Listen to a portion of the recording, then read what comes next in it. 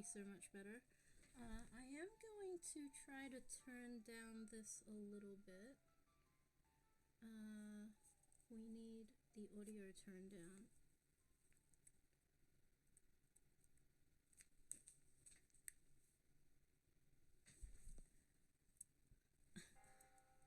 Sorry chat, I'm trying my best.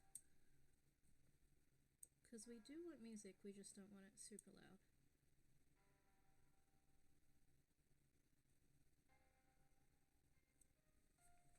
Okay, that is much better. Okay, is that better? Yes. Does that sound better, chat? Are you able to hear me at all? I now have no way of finding out. Okay, hold on. If I go to Twitch TV, if I go to my own, oh crap, I'm gonna start watching Ludwig. Okay. Okay, let's. Hello? Hello? Hello?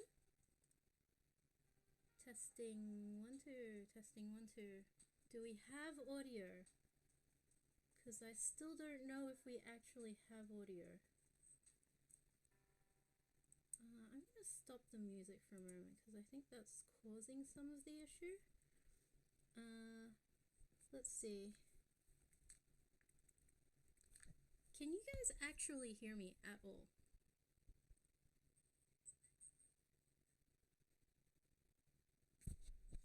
Why is the audio ridiculously quiet? Do I have some way of fixing that?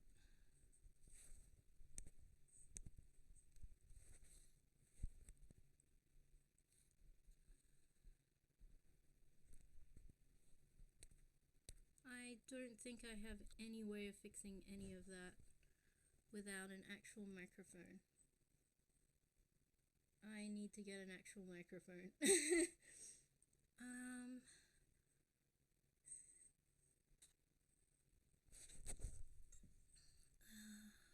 So many technical issues. How does anyone actually do this? Okay. Well, we're gonna do what we can with what we got. Because that seems to be my life, always. Do what I can with what I got. Alright, okay, so you can keep seeing in the corner here that there's this, like, water fountain thing that I've got here.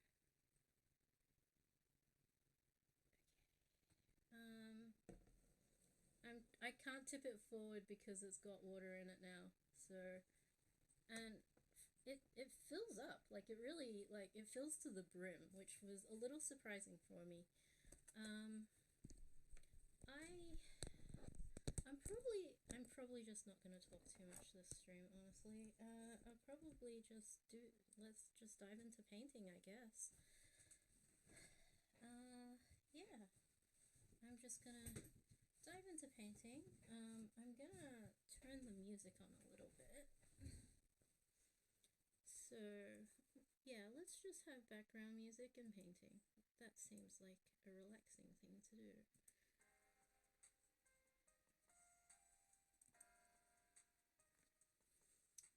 Yeah. Now, how am I gonna point the camera down at what we're painting is the question.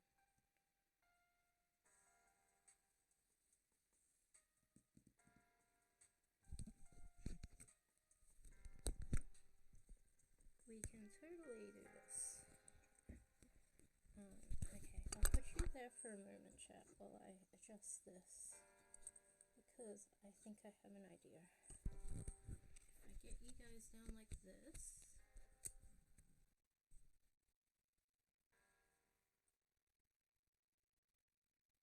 Okay.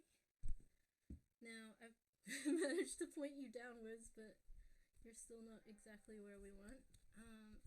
So we'll move this across here.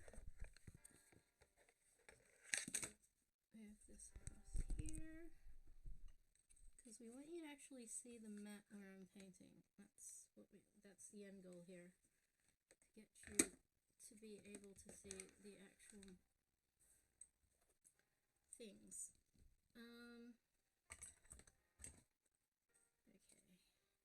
Clearly I need to move you all the way across.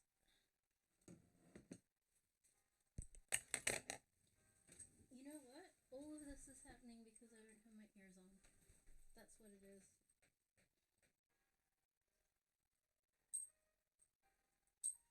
Okay, so I have to get a much better quality mic.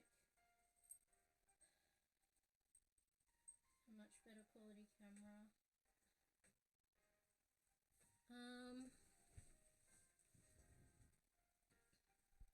I don't know whether any of this will help whatsoever. Wait, hold on. I think that did something. Okay, sorry, there is squeaking and feedback.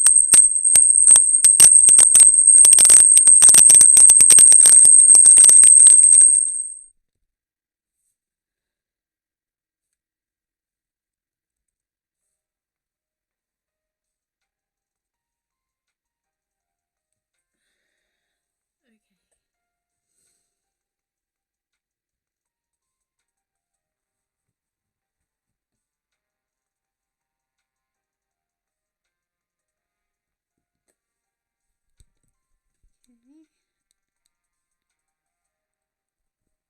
Alright.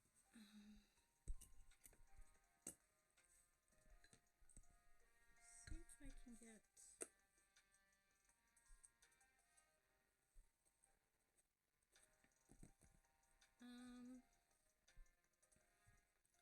Okay. That kind of does not work whatsoever.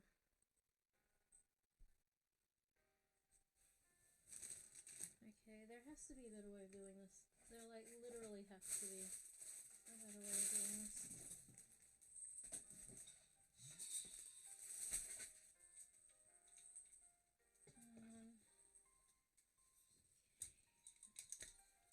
We are gonna work this out. If it takes me the whole stream, I'm gonna, like, work this out. This is...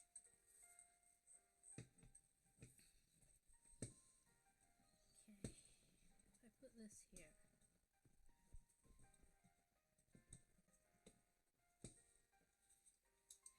So the idea is, if I get this to go here, then I need that to turn around. That's not gonna work. Alright, I am gonna figure this out. I swear I'm gonna figure this out.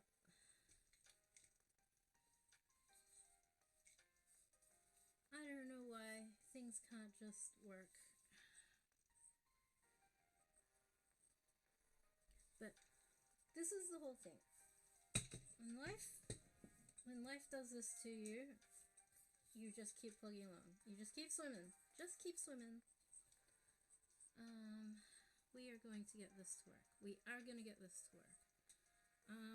Stand in the middle of the painting thing is just not great. So it would be better if I could get...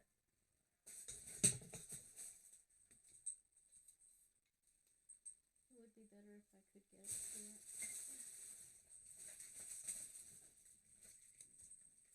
Alright, the thing is, if I do it this way, you're gonna be able to see things, but it's gonna be like a little bit unstable.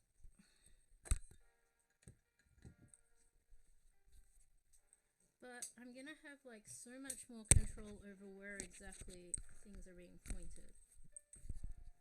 I say.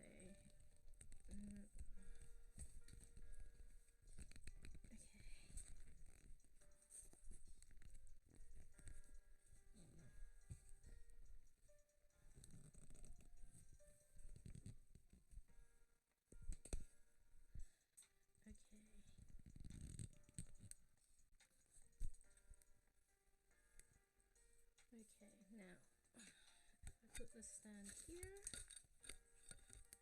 Put the stand here to stabilize it. Oh, nope. Okay, now I need something heavy to hold this down.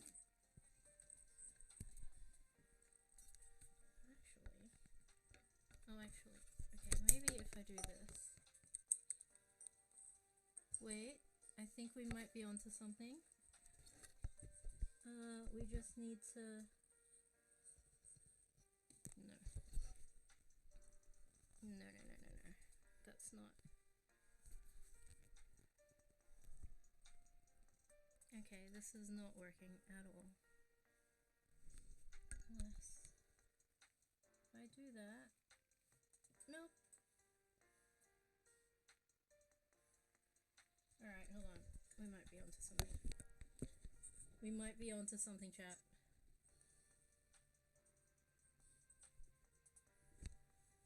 You're still getting like a lot of the stand in the shot.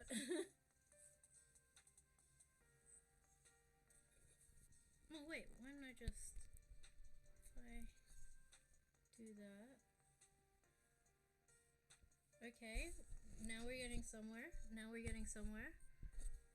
If I tilt you guys down a bit more.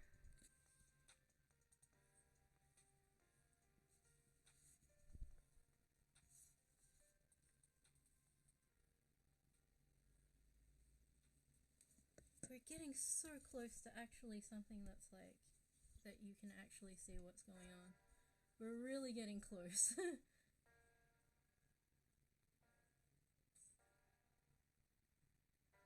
Oh, we're getting so close, chat. This is so not what how I thought stream was gonna go at all.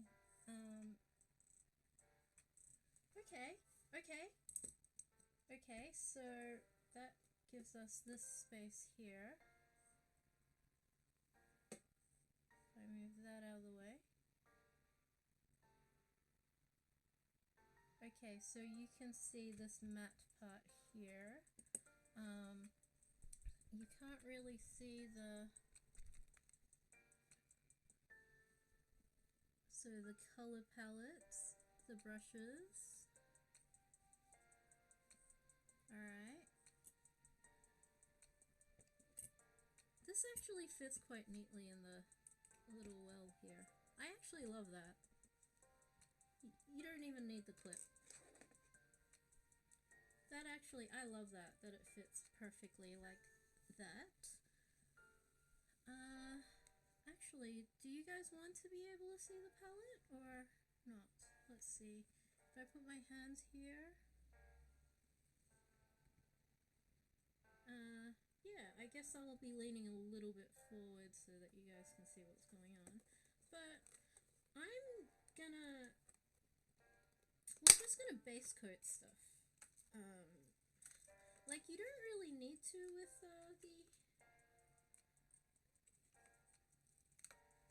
the Pluto minis because they've got the proper coating that makes them all like super smooth.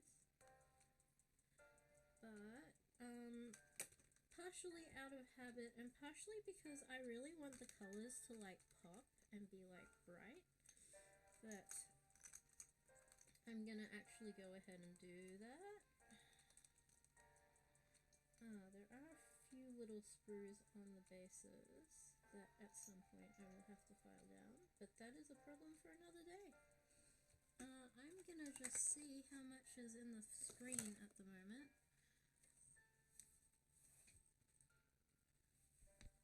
Okay, that's alright. That's alright. I think we're getting somewhere. We've definitely made a lot of improvement from the start of stream.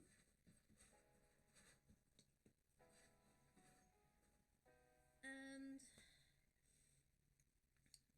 I do apologize for the really shoddy audio. I really will work on improving that somehow.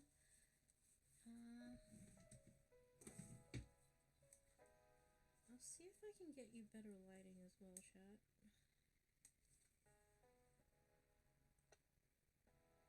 The thing is, there's like a ridiculously long lag on the screen, so whenever I make an adjustment and I have to look, that's not really what we want.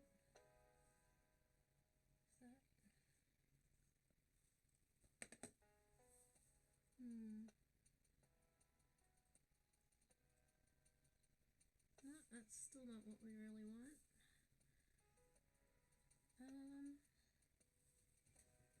Okay. I'll just turn this off for the moment.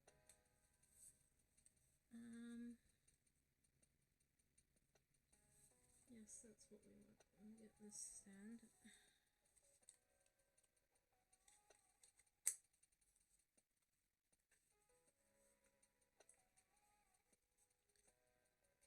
What we want is to be able to point a light down on things over here, from up here. Is that way too bright? I don't know, that seems better. That does actually seem better, I think. Chat, what do you think? I think the white might be... Let's see if we can warm it up a bit.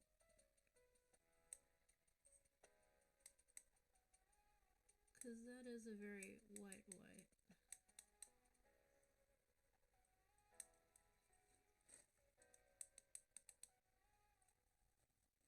Try to warm that up a bit.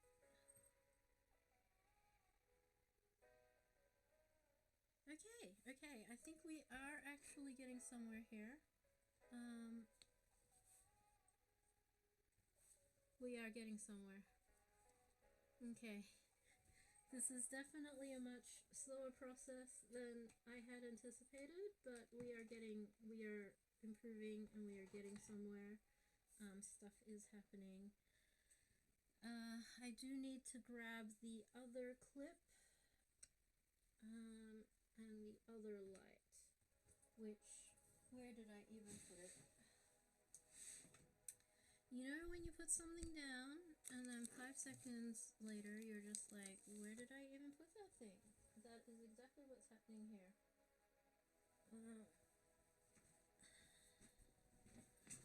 But we will get there, chat. We are slowly getting to a point where I will be able to show you guys as I am painting. Which is the end goal here, of course. We will put this one. So we'll get another light going. I think the more lights the better, usually. There is a point when it's like, too many lights! But I think we are very far from that point. Ooh. This might actually be my saving grace right here. I might actually end up getting 2 of these.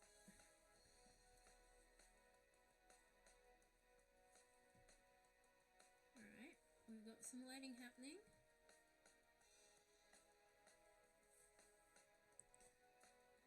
If I can get this maybe down here.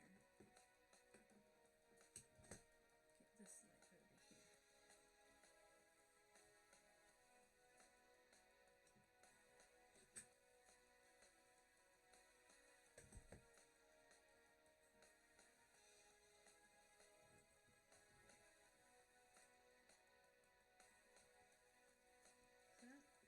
Nope, that light does not want to play with that at all.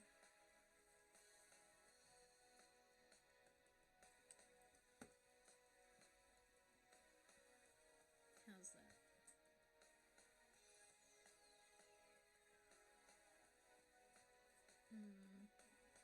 Not sure I'm liking that. Not sure I'm liking that. We need to get it up a little bit. Honestly, this is exactly what gaffer work is like. And the reason why I did end up doing such a great job is because usually it does take like an hour to get like the perfect lighting. You set up the lights and then you move them around and you do like a whole heap of camera checks until you get like something you're actually happy with. Sometimes you do kind of bingo it and it's like straight away you get like the right angle and everything, but like a majority of time this is actually pretty normal. This is pretty much okay. I should not have done that. Whatever I did just then, I should not have done it. Because it was like, it was good, and then I adjusted it, and then now it's not good.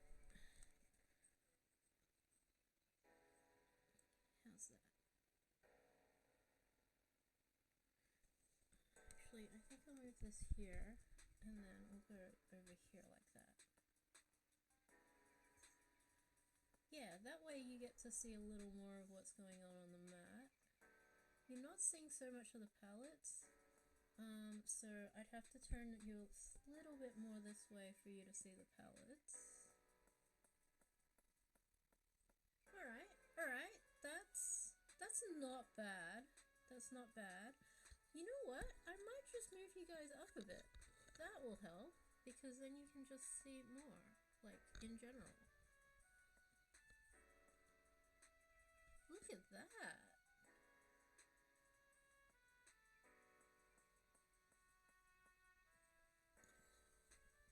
We're gonna get to a point where you can actually see stuff.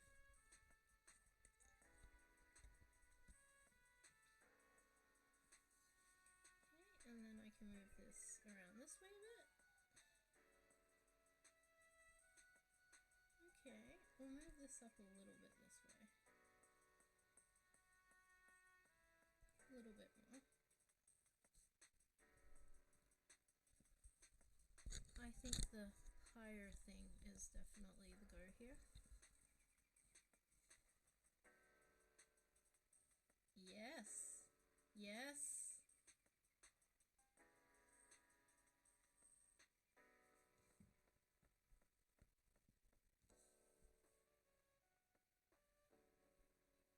This does make my laptop very precarious. My laptop's like about to fall off the desk. Let's not do that, because I don't want my laptop to fall off the desk. Let's try that.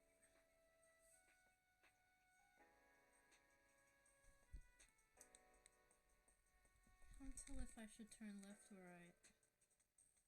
Like clockwise or anti-clockwise. Ah! Okay. Okay.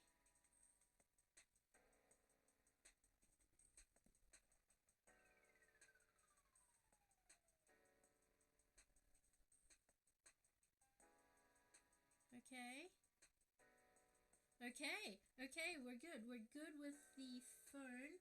I think if I move the light back a little bit, that will also help.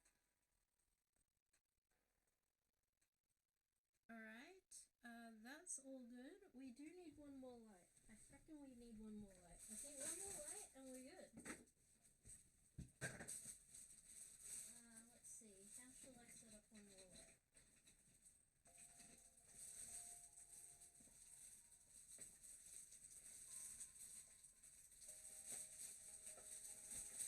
I think we're one light away from great success. We're one light away. Yep, we're one light away. Okay. How will I do this?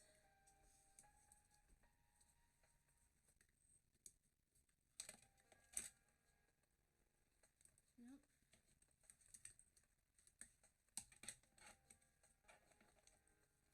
We're one light away from great success, chat.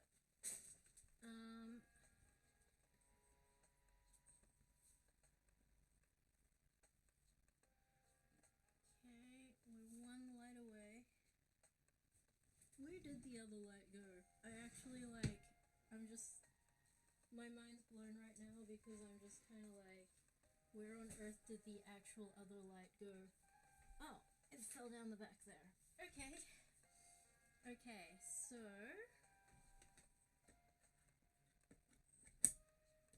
let's see if this works.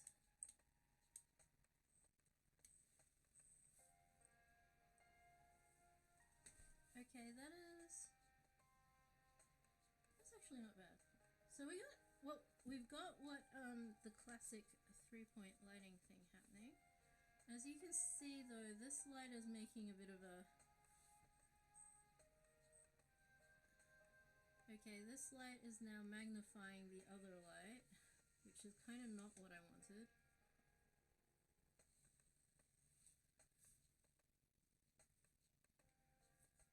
I'm actually preferring that. But we'll just position that there. I'm actually loving this other light. This other light's great. We'll bring it in a little bit.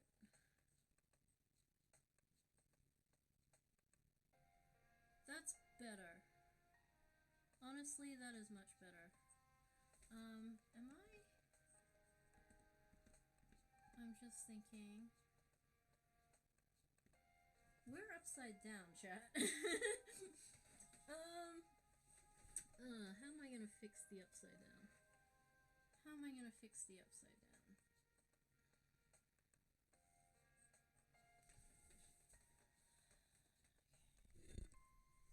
See if I can. Does this do anything? Oh my gosh, this does everything.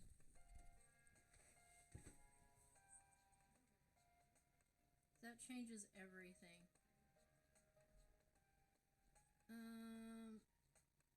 That changes everything in a totally different way though. I'm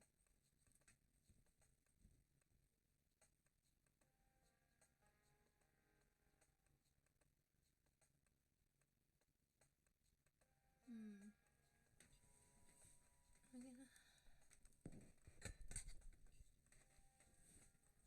Does that work? That kind of stabilizes it as well, which is good. I might bring you guys in a little bit closer. So after all that, it's like closer.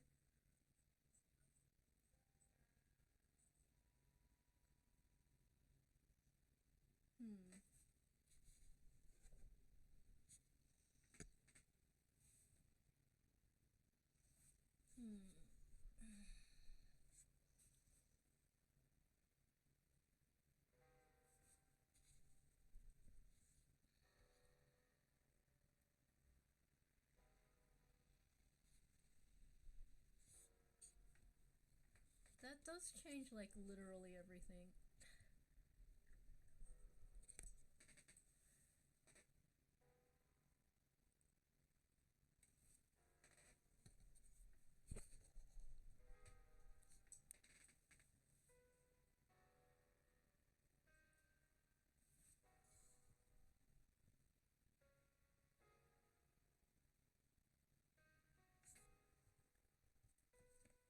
I do.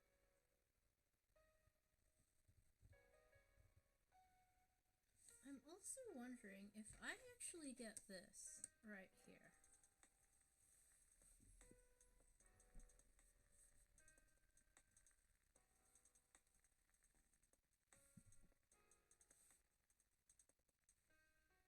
Okay, that's not quite far enough. How about that? Ooh, ooh, look at what we have.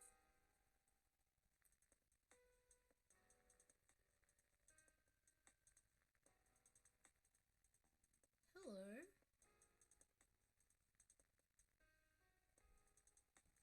Okay, we've got something happening here.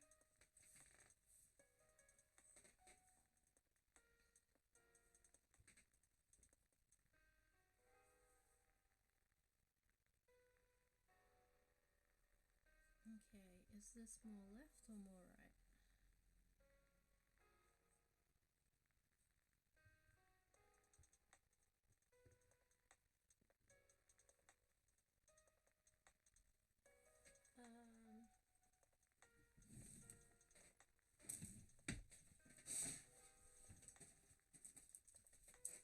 Alright. So I'm gonna do a thing. That's a little piece of tack. So I know where the center of that thing is. Of course it doesn't stick to the mat. It's a silicone mat. Okay.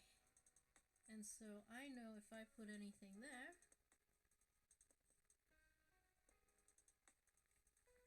that's the muck.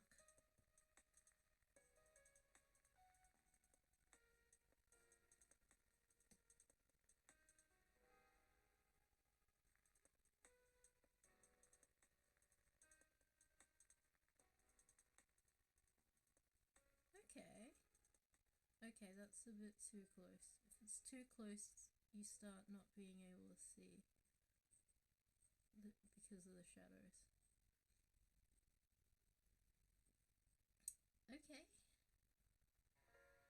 well, I guess we can start doing a little bit of painting. Now that I know, okay, now, alright, alright. So let's bring out the paints. Alright, so we want a base coat. I actually really love starting with red. Reds make things pop. We got our, let's do our classic Roy G. Biv. Let's do our classic red, yellow, blue. I'll go with the light. Let's go with this. Okay, so I've got 3 blues, chat. I've got this one, I've got this one, and I've got this one. So we've got a sort of little darker and a little bit of a this.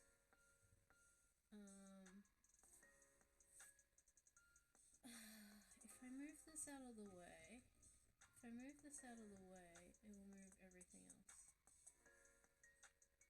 Like, I've already changed things.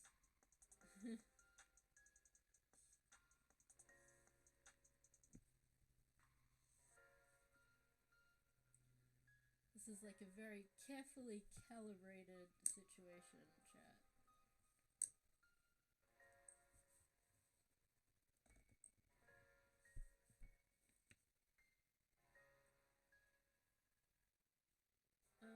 Anyway, I think I'll use the middle blue. So we'll put back the bright one. And the dark one.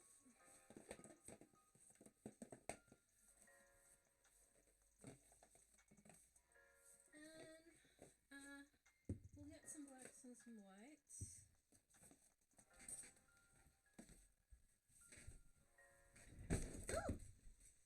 And then we'll knock over the table, and that will throw literally everything off completely.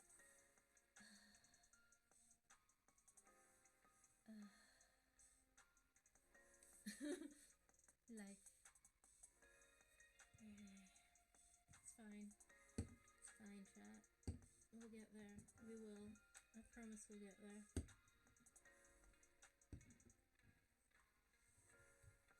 Okay, so I'm gonna move the colors off to the side.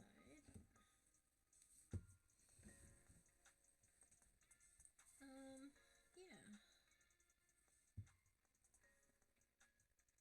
Is that better or worse? Fine. Oh.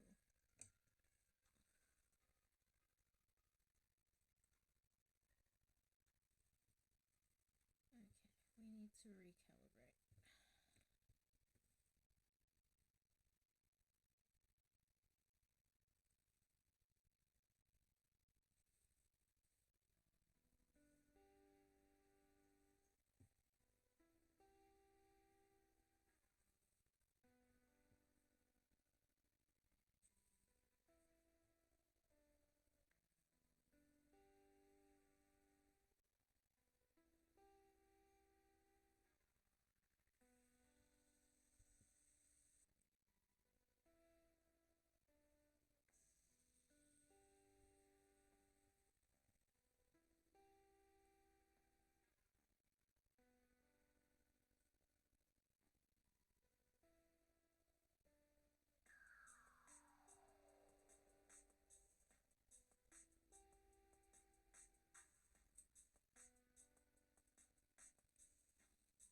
Alright.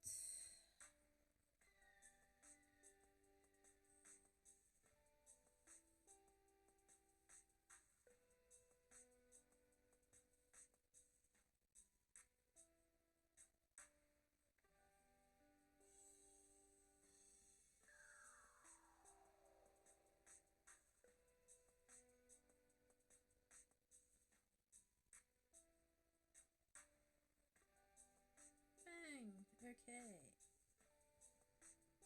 That's where we put the piece of blue tack that will totally not stick because it's a silicone mat.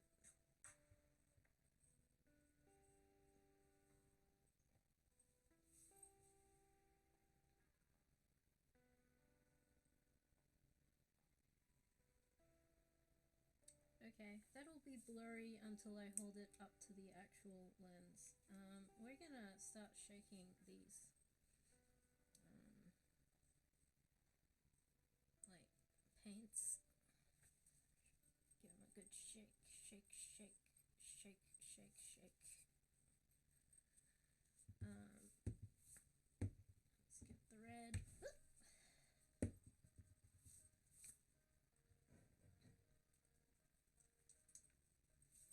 Get the red.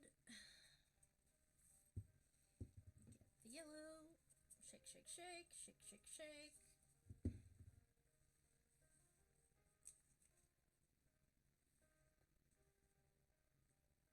Okay, we need this clamp out of the way because that just hit me in the face. What was that?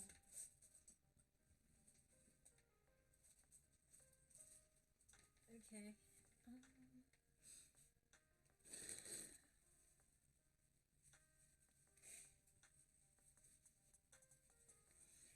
Okay. Alright, ideally OBS, I would put like, you know, chat on this side here with the paints. So I'd put chat here, and then I'd put myself, my beautiful face over here, and that would be great. But I haven't figured out how to hook up the phone to OBS.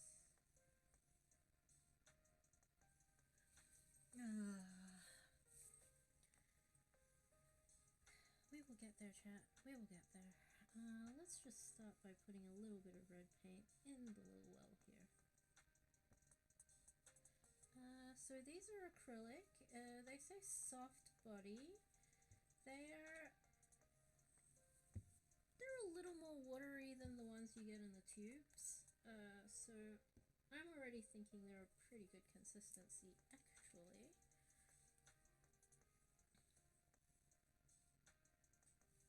This yellow needs to be shaken a lot more.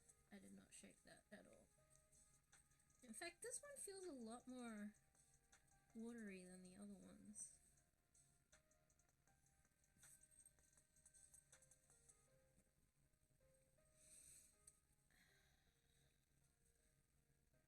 This one feels a lot more watery. Plus, look how bright that is. That is a really bright yellow. Hey.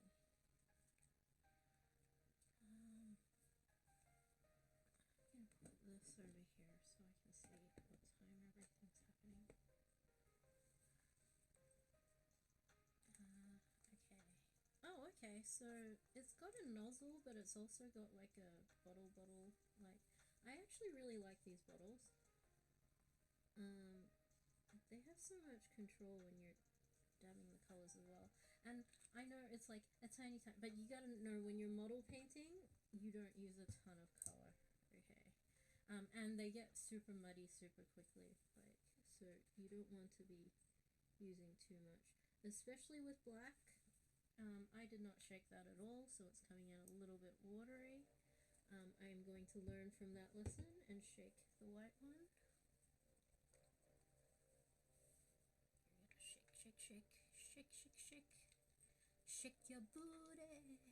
Shake your booty. Shake your paints. Shake your paints. Okay.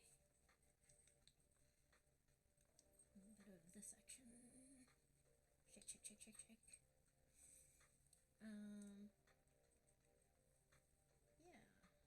Yeah. Put a little dab of white. A little dab of white. Yay! Progress! Progress! That's what we want to see, progress. Also, some of these brushes seem to have like this protective sleeve on them, which I am going to just rip off. Let's just get rid of the sleeves. And put the sleeves up here. I guess we'll try to keep them back in the sleeves because they're supposed to protect the tippy tips. Now, I think this one is a little bit of a broader. I might actually bring out a broader brush. Because we are doing base coats, and base coats is a lot easier. You get to cover a lot more if you've got a bigger brush. I will even go so far as to use one of these rounded ones. Can you guys see? Oh. Yes. So we're gonna use that first.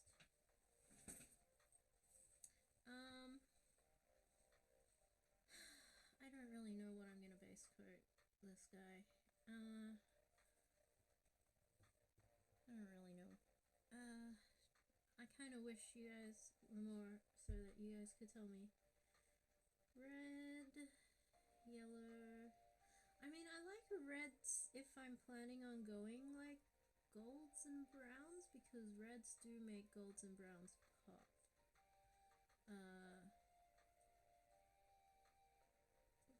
I'm just gonna start with red.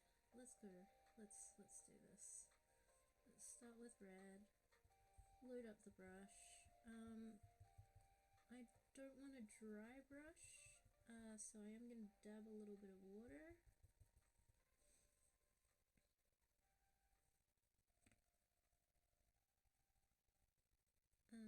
Yeah. This is coming on a bit of like a wash, which is not entirely what I want.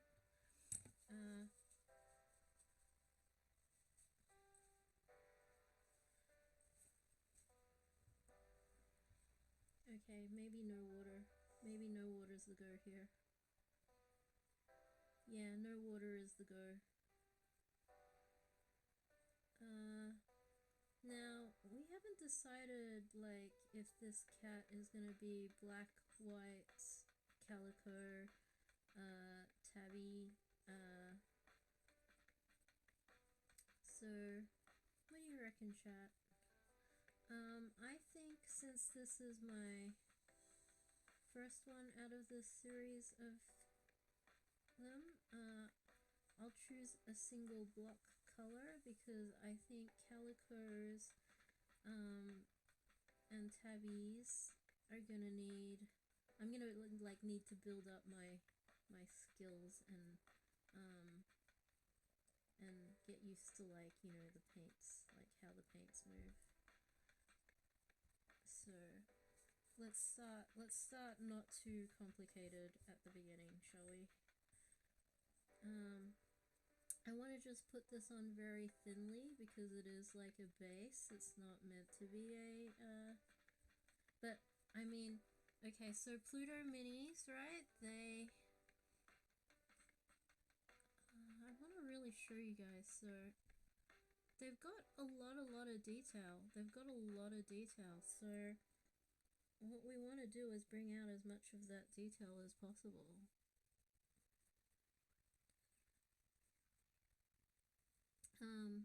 Yes.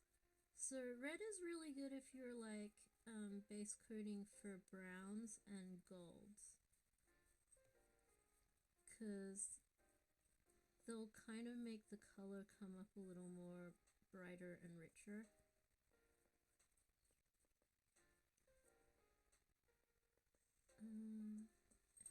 Are you actually able to see chat? No, that's too high. I'll try to hold it a little bit lower. Yep, there we go.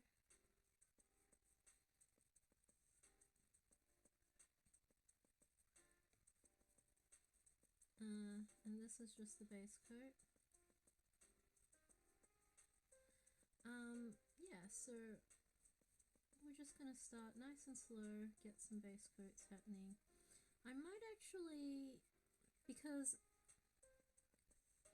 this paint is like so wet, like so watery, I might base coat, and then while this one's drying, I'll base coat the next one.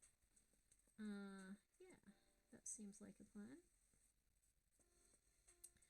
But I do want to show you guys, there is so much detail. I gotta show you down here, I think. Yep, okay. So, yeah, I don't know if you guys can,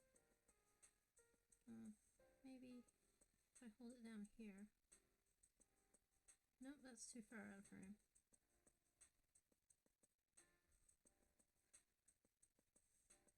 Because the katana actually has like the straps, the leather straps. So you can actually see like all the wrappings of the straps around there. I do apologize for the quality of camera and sound. I am working on upgrading that as soon as I possibly can. I have made some online orders, so I'm just waiting for those to come through.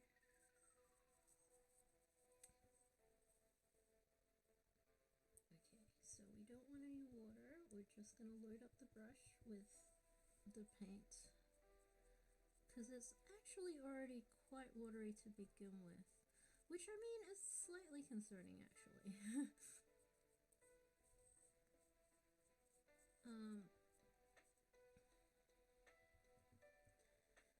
So when you're shading stuff, what you want to do is you want to really get into like, you want to get into the darker areas as much as possible. And although this is the base coat, because it is the base coat, it puts the foundation for the other coats to come. So you can already start building a little bit of texture in how thick you are laying it in some places.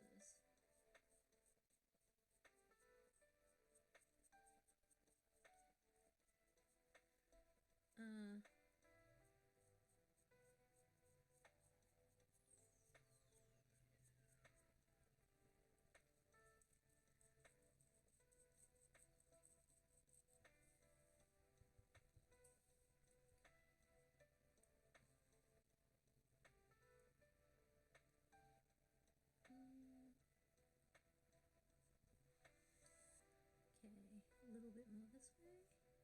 No, a little more that way. Yeah.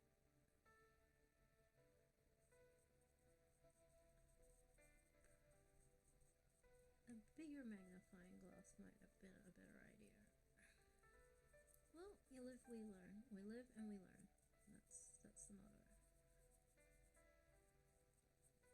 Oh, that looks like it's coming undone a bit.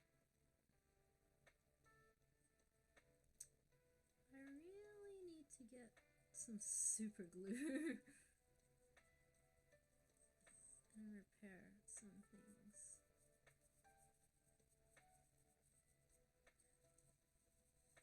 These are very delicate, so I shouldn't be too rough on them. But also, there's just literally so much detail. It does look very cool in person. And hopefully I can get a good enough camera setup so that I can show you guys that.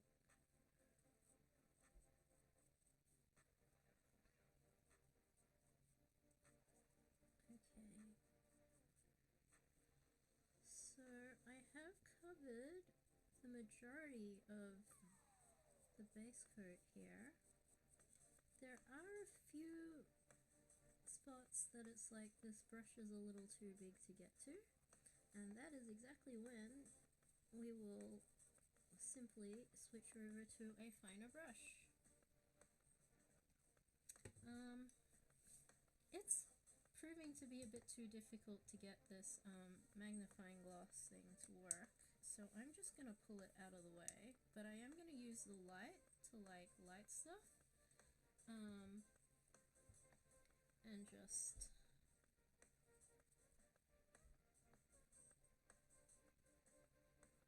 yeah, I mean, this is not that clear.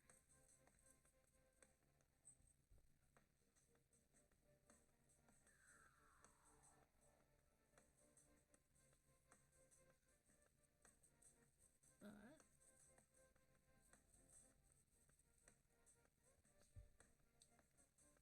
try getting some shadows coming in. Try to get this light up here.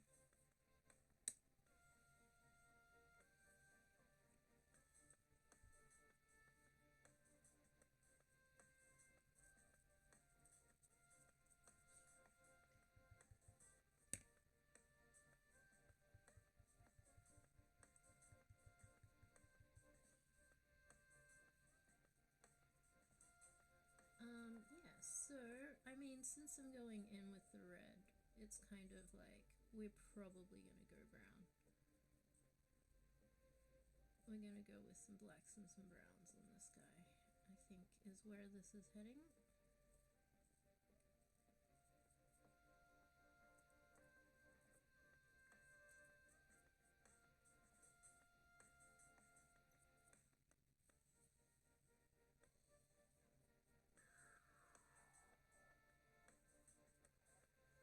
I think I've gone as far as I can with the thick brush. I'm gonna have to go in with the finer brushes now, particularly on this inner part here on his belly.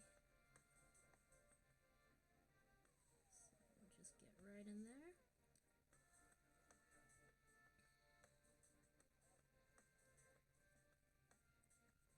I'm actually really happy with the coverage of this paint.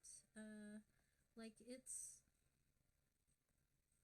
got a little bit of sheerness, so there's potential for being able to build up.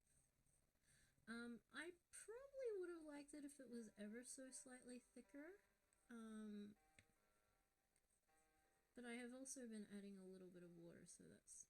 Well, I mean, the reason why I'm like, it's better if it starts off thicker is that you then can water it down.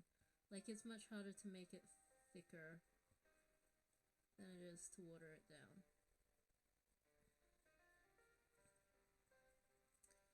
But I think we successfully have a base coat, guys.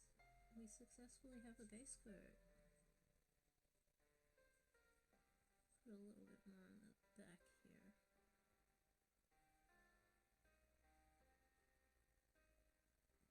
And yeah, I can already see, like, I can build up color, like, and it's better, like, it's better if you build up the color nice and slow, because then you start to be able to get all the textures in. And the beauty of painting is, like, if you're not happy with it, just keep painting. Keep painting until it's like you are. Because painting itself is a very additive kind of medium, that you can just layer and layer and layer, and the more layers the better. Like, that's why, you know, the Mona Lisa and all that is like amazing, because the artist Leonardo da Vinci like painted a layer upon layer. There's like hundreds, thousands of layers of paint. Like, he painted like everything from the brain, the skull, like the muscles, like it was all part of his plan to like to get it as realistic as possible by getting like all the like layers of everything from the inside out. And yeah, when it's painting, what you do is you start with the background, and then you keep building until you get to the foreground.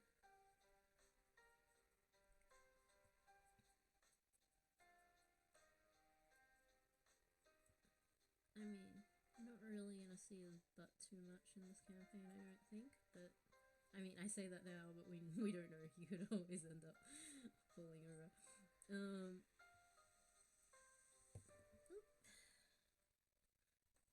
I will paint his butt. I will paint his butt because I can. Yeah, right in there with the brush.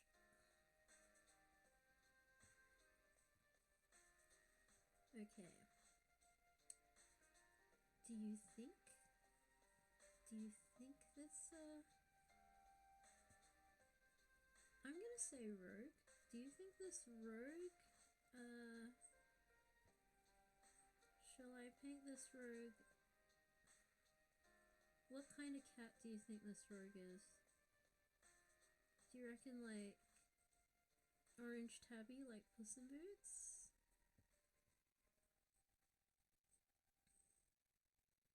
I mean, I think a rogue, I mean, shadows are easy to hide in if you are a black cat. That is just generally, but that's why it could be super ironic if we go like bright white, right, chat? So should we go for the ironic bright white? Somehow this rogue is able to hide besides being despite being a bright glowing white. Tabbies are also like, I reckon a tabby would be really good. The tabby would be, but like I said, I don't want to start off painting a tabby because I need to build up to like the confidence of doing that. He's got a very bushy tail. It's kind of fox-like, the tail, which is why I'm kind of like, maybe he's a redhead, maybe he's an orange one. Also, like, do we play into the stereotype of the orange cats being the, being special? Or shall we try to break the stereotypes, you know? Like, because, again, irony can be fun.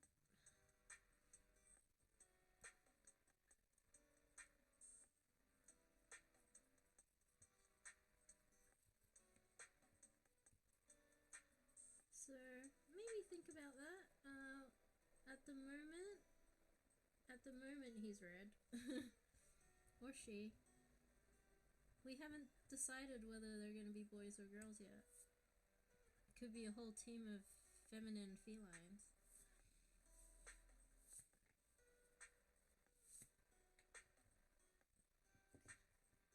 Shall I base coat all of them the same base coat color? Or should we experiment a little and find out if like there are other colors that are better to base coat in? I'm gonna try this new, I'm gonna try this water well. So I'm gonna show you guys the water well.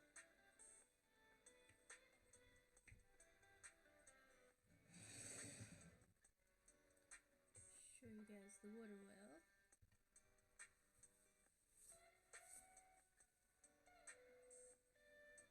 That apparently, I mean, if this works, this is great. Okay, it's looking like a shark attack in here. But the idea is that instead of the water getting muddier and muddier as we progressively use different colors, this will isolate it.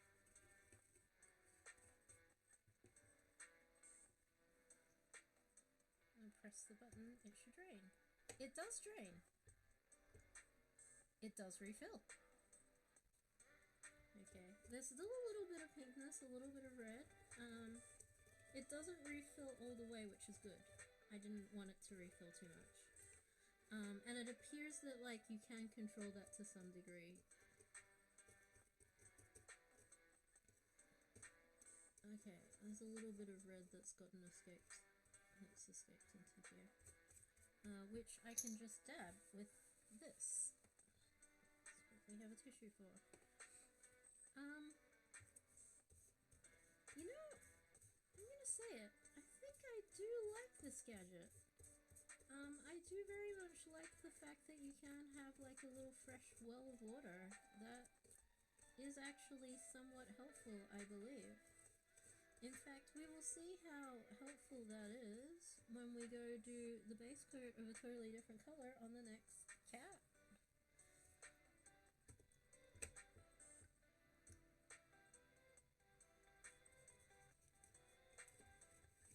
Okay, so this brush is now completely clean. I gotta say, I'm pretty impressed with this.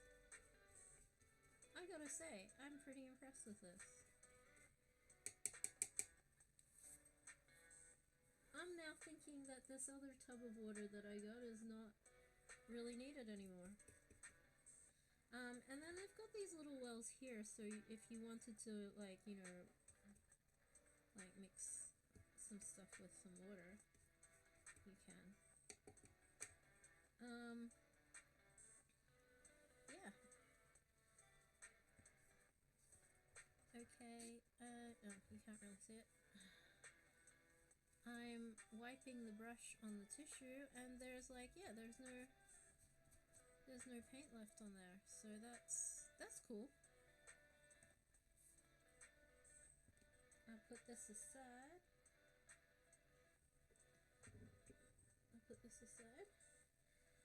And yeah, so we've got one that is base coated, and I'm pretty happy with how evenly base coated that is. There is the back of his head that keeps going. I think it's because I keep putting him down on the back of his head is where the issue there is.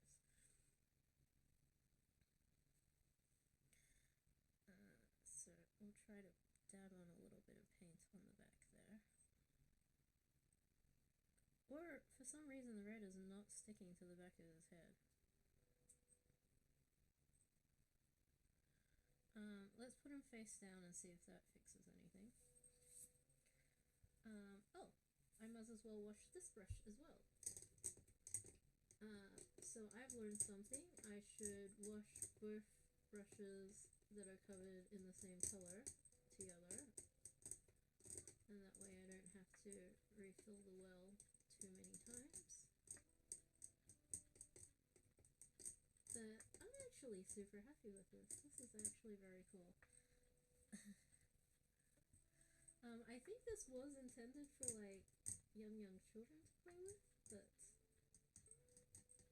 this somewhat advanced in years vampire that's like a few hundred years old is also enjoying this. So when they say ages and up, I am the up, and the up is very happy with this. The up is enjoying this.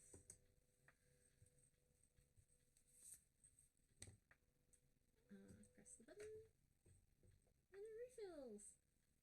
And it does refill to quite a like comfortable level. There is a few little bits of red in there I'm gonna be pedantic about. Yeah. Okay, well, I guess yellow. Okay, which one shall we base coat in yellow? Which one shall we base coat in yellow?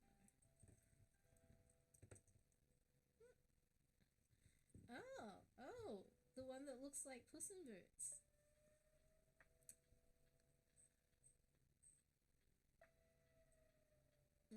Nope, that's not the screen.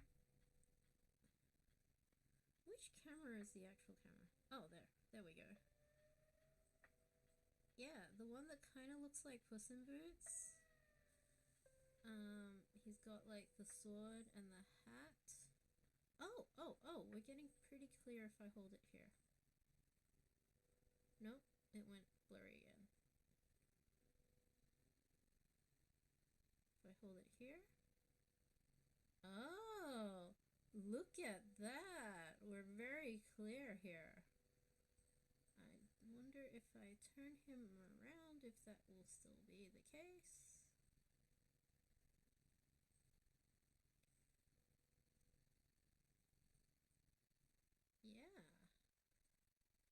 Yeah.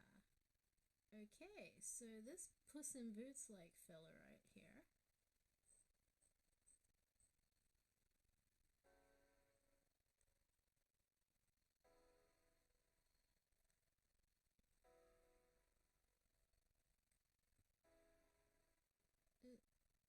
Can we get a bit clearer? What I really want you to see is he's got a poor medallion, which is like right there. A little medallion. I'll get this guy out of the way. Now the guy that's drying, I'll put him over here. I'll put the guy over there. we've got Puss in Boots, and I really love the plume feather that he's got. And the RNG guards have spoken. We are going to be base coating him in yellow, which I don't think I've actually base coated in yellow before, so I don't really know what will get enhanced by that. I feel like I want to look it up. Let's see, we have the internet, that is like...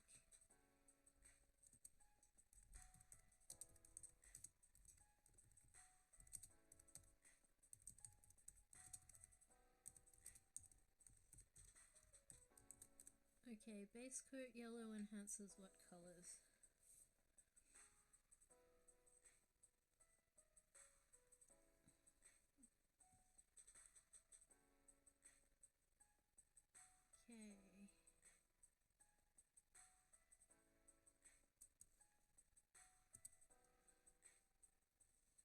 Okay. This thing talks about cars, and I already felt my camera just shift then.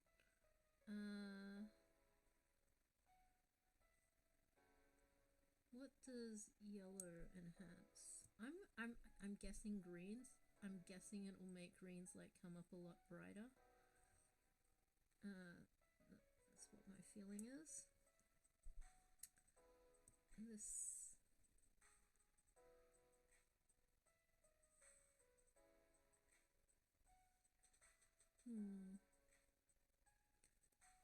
Look, that is clearly something that can be researched a lot.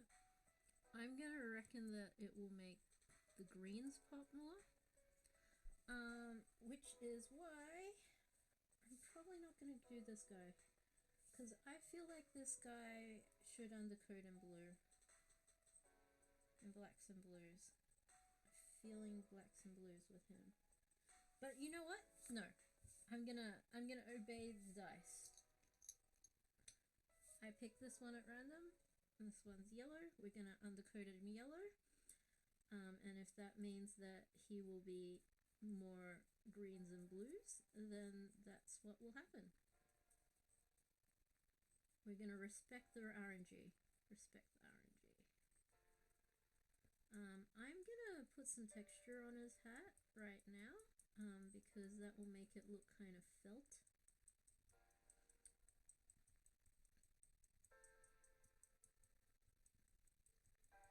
And I've been watching a lot of Wild Hats, so shout out to Cam with the golden nails, stay wild. And I've been enjoying his videos so much, just watching him fold and shape those hats and put all the cool designs on it that are just like, and his designs are always just so well thought out, and like they're just so cool. So I've been enjoying that. Yeah, not sponsored or anything, just having some mutual respect for another crafter.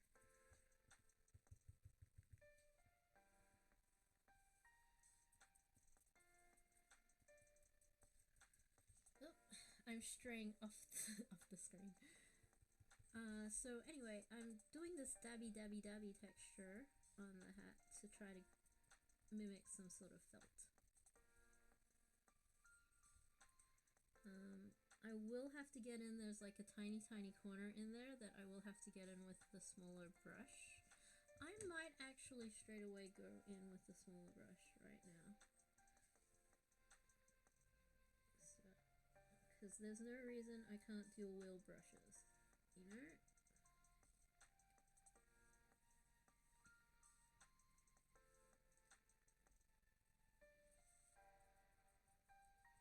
There we go.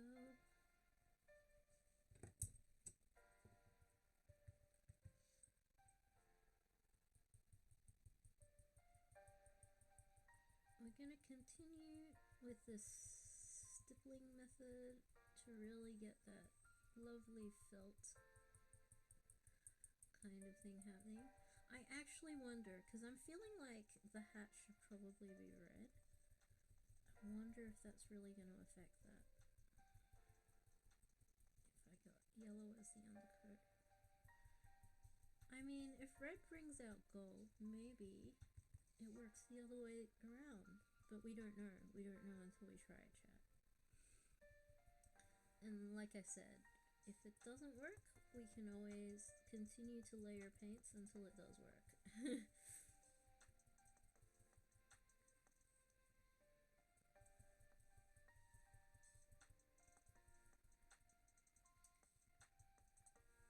Liking how this rounded brush is actually creating a fair bit of texture.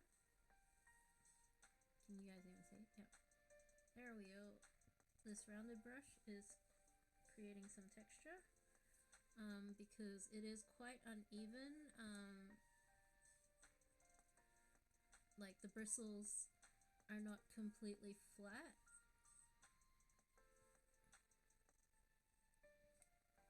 I don't know if this helps at all.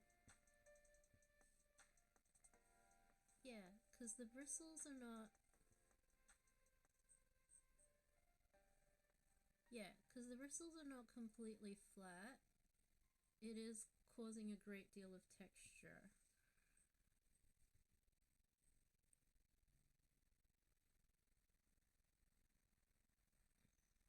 Nope, not quite in focus. Nope.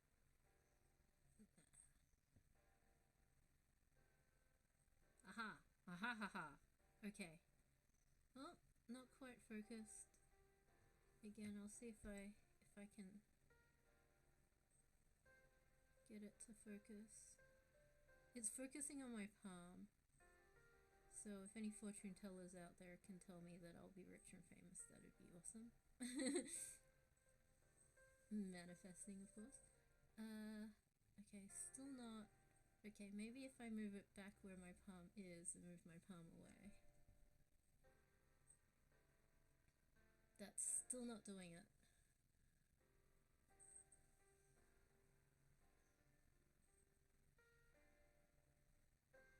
Ah, there you go.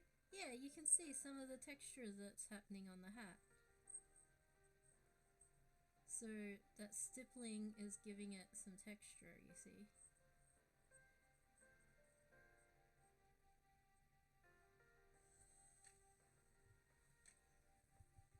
So let us continue.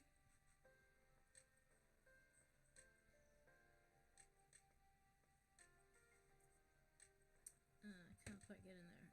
I'll get in there with this brush. Whoop.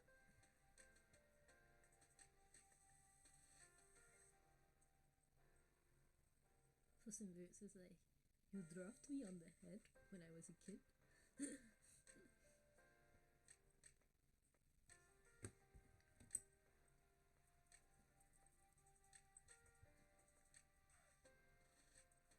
The underside is not like, I mean, people don't generally see the underside as much, but that is, but still, I like to really work in the details there. There are certainly lazier ways of going about painting, like you can get like a spray gun and just do an even coat. Okay. The feather. I want to just do this, and because I want to do this swipey kind of method, so to really bring out the feather lines.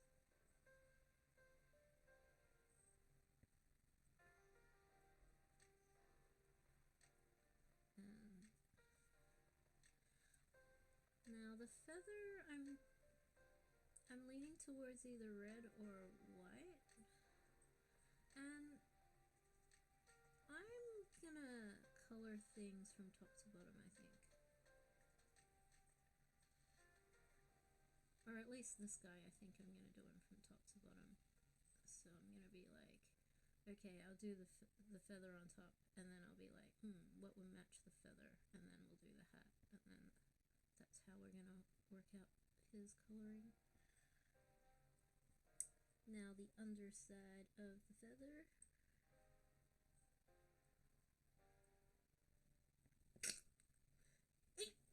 Oh dear.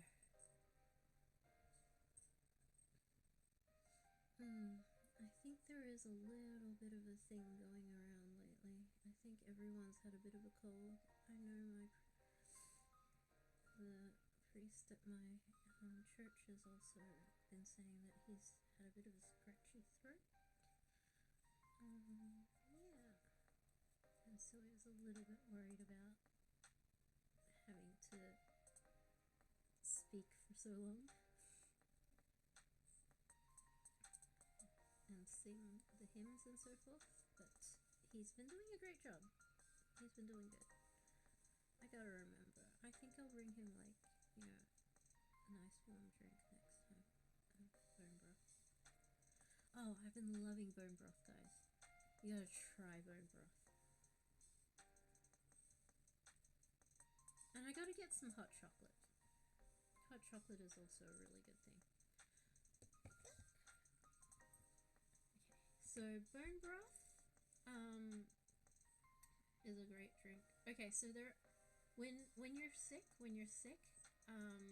of course, you know, chicken soup is the one that's famous for healing you when you're sick. But, like, you know, people have plenty of dietary things as well. There's plenty of other alternatives. But generally, a nice warm drink does make you feel a lot better, I believe. So, you know, some people might enjoy a nice cup of warm tea.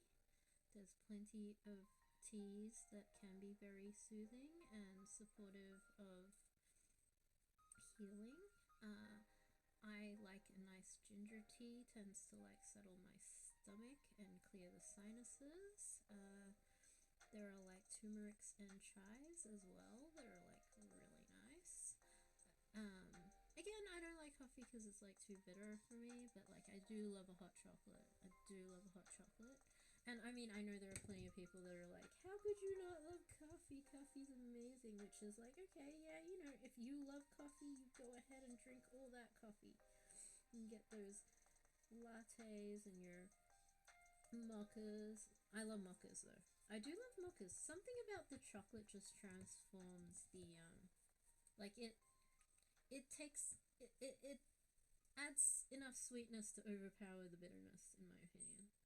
And I think it is just because I genetically have that thing where the bitterness is, like, so much more obvious to me.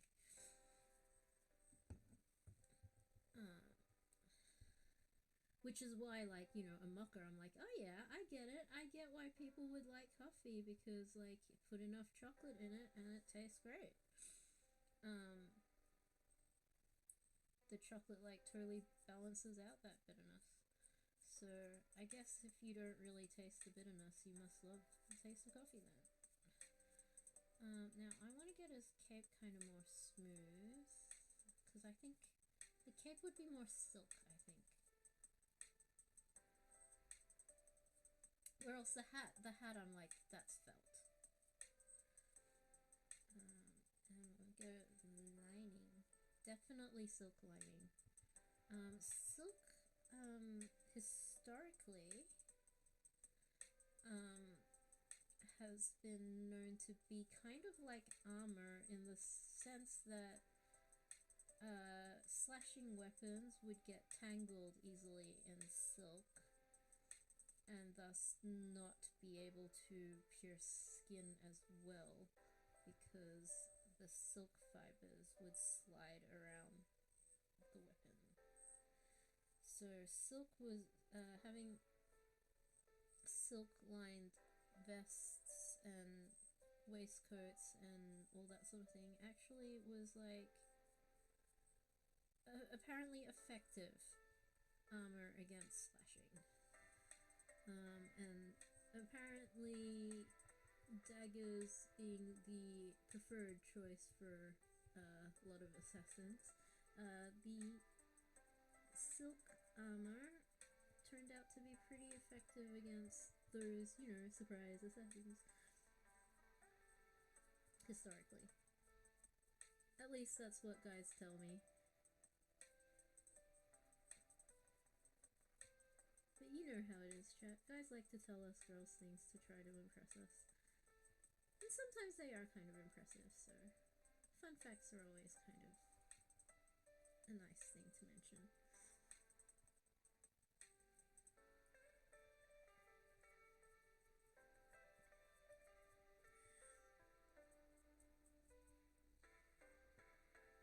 Okay, now let's get his little body.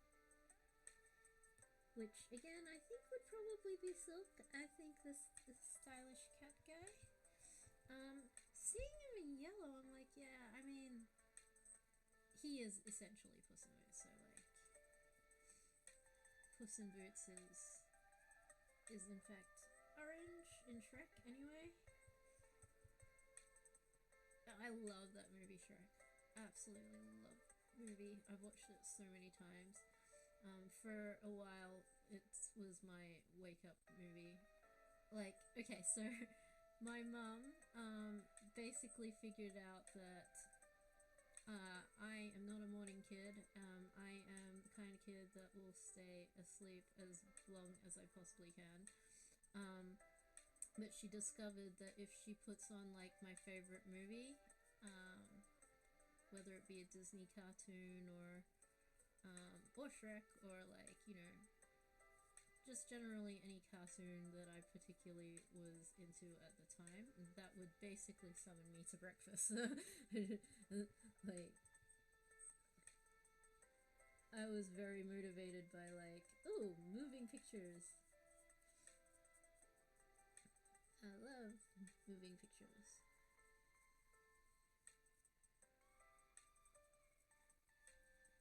So Mum would have like my wake up movie where she would play it every morning just to get me out of bed.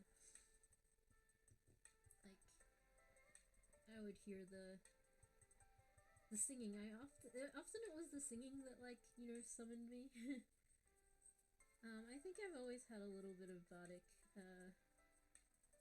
passive instincts.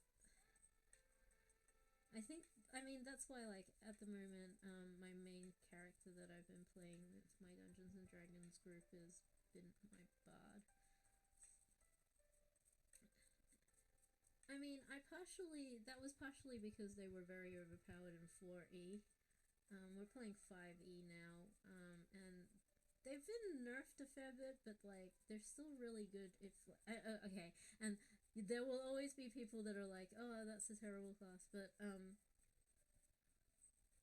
as with most classes, if you know how to play them well and you actually remember to use their actual abilities, they can be very, very effective.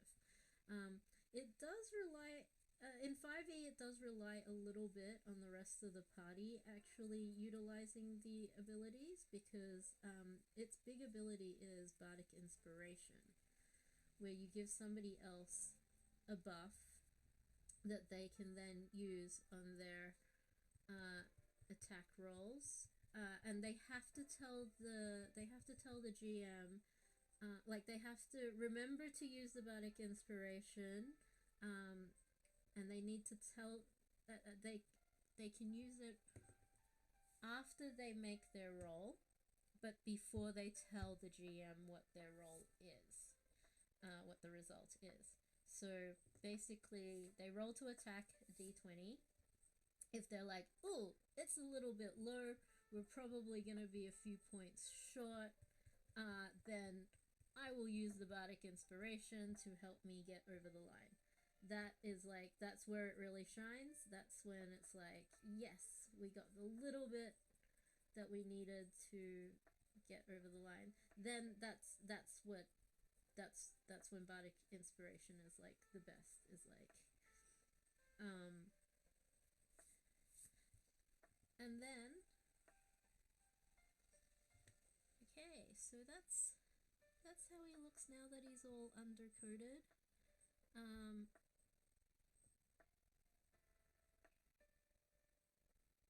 There we go. On the screen there. Yeah, so... no. There's a very small like area for error. Oh, there we are. See, he's yellow. He's yellow all over. I got like all of him yellow, and that's the yellow base coat. And yeah, these acrylic paints, completely not watered down, is actually really good for base coat.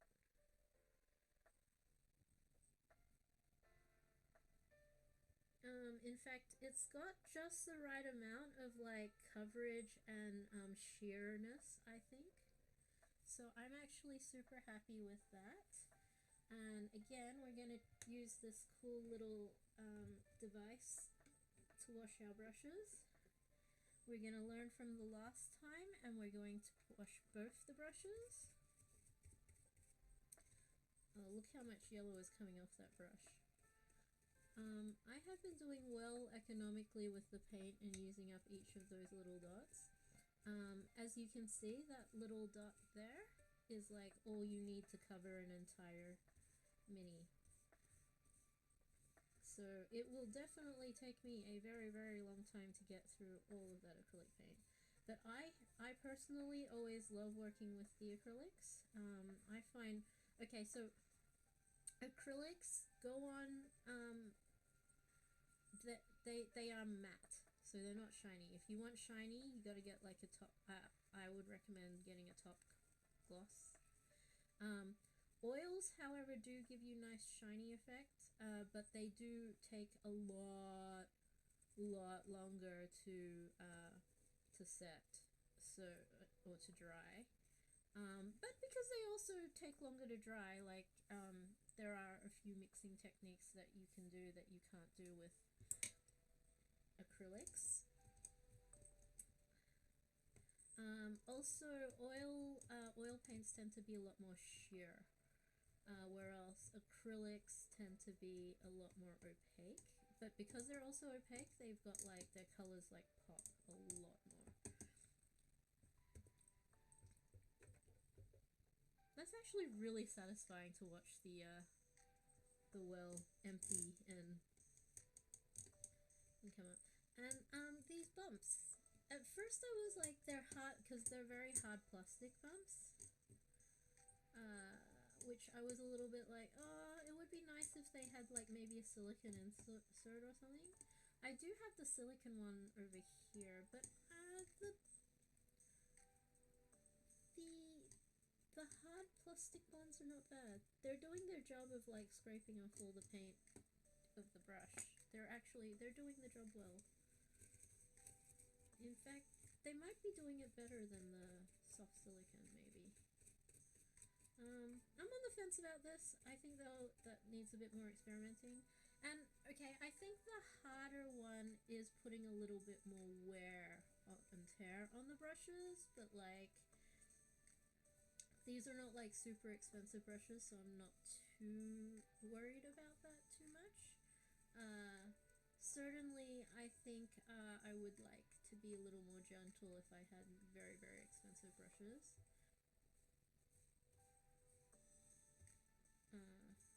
But you know, these inexpensive ones, like it's doing a very good job of cleaning them properly. It's really getting the pigments out of it. And I mean, I think 2 or 3 rounds is getting all of the paint right out of it. I'll give it one more. One more yellow. And see, the water's already pretty much clear, so about 3 rounds is enough to really get. I mean, I've also haven't been putting a lot of, like, I haven't fully loaded the paintbrushes, so there's also that, but yeah. 3 rinses, and we've got clean, clear water for the next round, and yeah, as you can see, as I wipe these clean on the tissue, there's no trace. You're not seeing any trace amounts of pigments at all. They're actually nice and clean. So I am actually super happy with that. very carefully move it. And obviously, if I'm not doing it for stream, then you don't have to move the thing. You can just, clean it off on the edge there. Actually, maybe if I move some things around, like if I move these guys over here, and that way it can sit on the mat.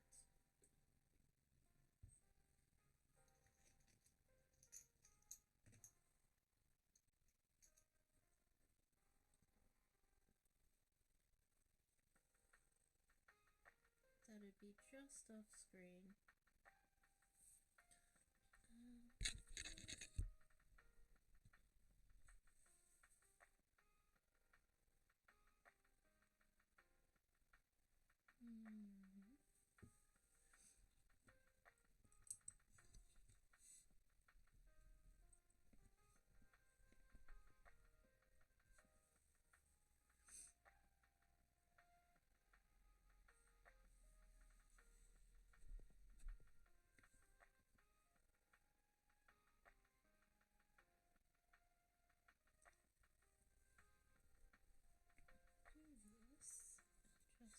Tilt this a little bit.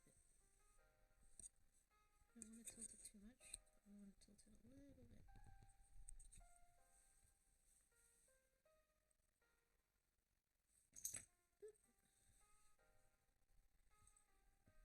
I can't tell if I want to go left or right.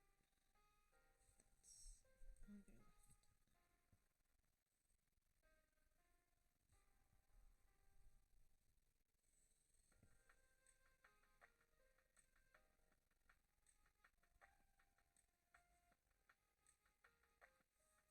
Because there is a little bit of lag, I can't really tell if my left is my right or my right is my left.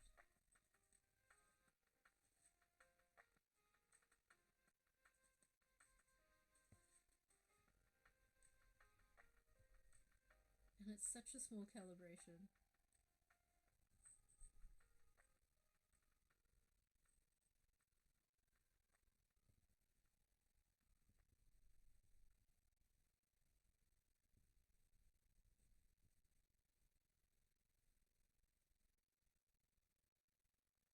Okay, there we go. It's in frame.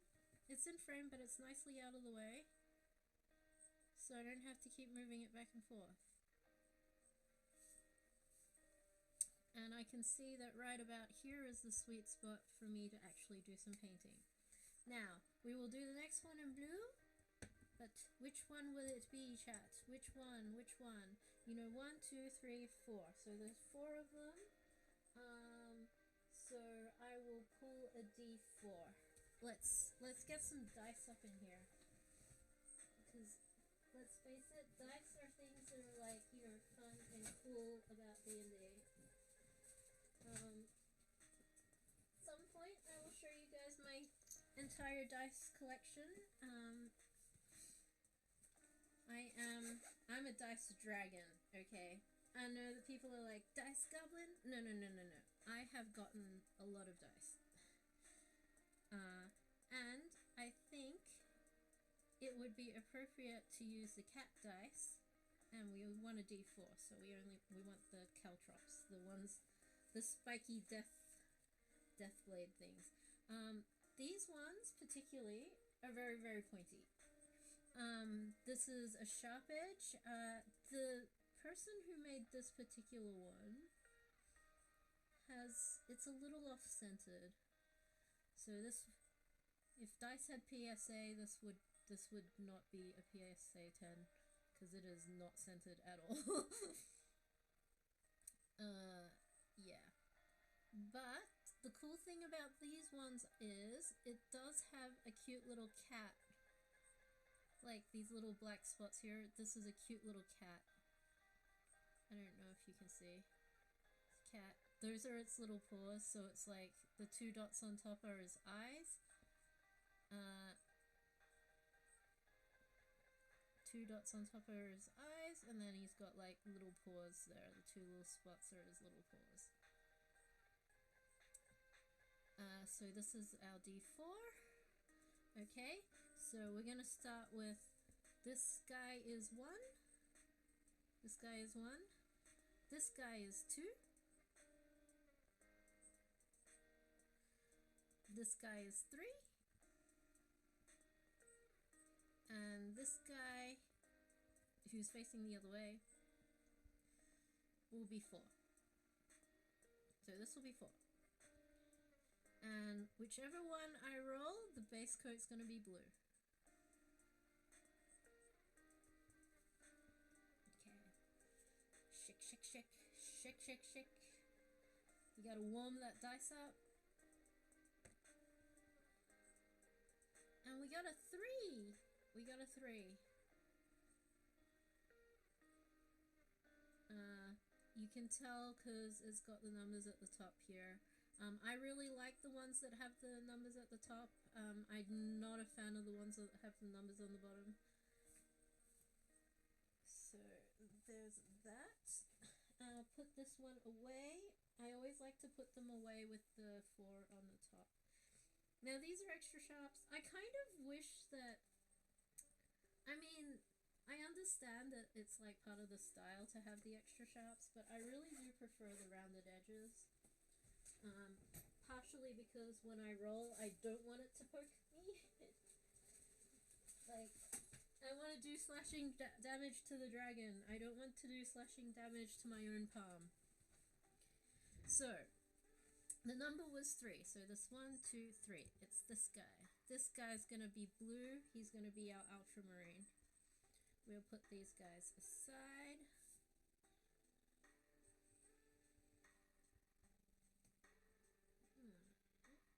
Put there, that there. Oh, he almost fell into the white. We don't want that. We want him to be over here. And I guess we'll put these guys here. That works. I do like these little squares. I do like them. Okay, so blue.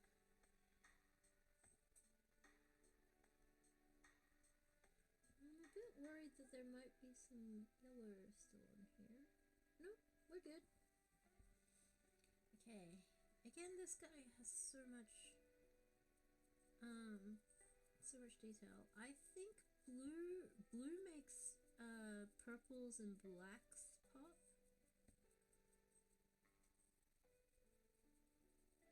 So this guy might automatically, oh, he could also be gray.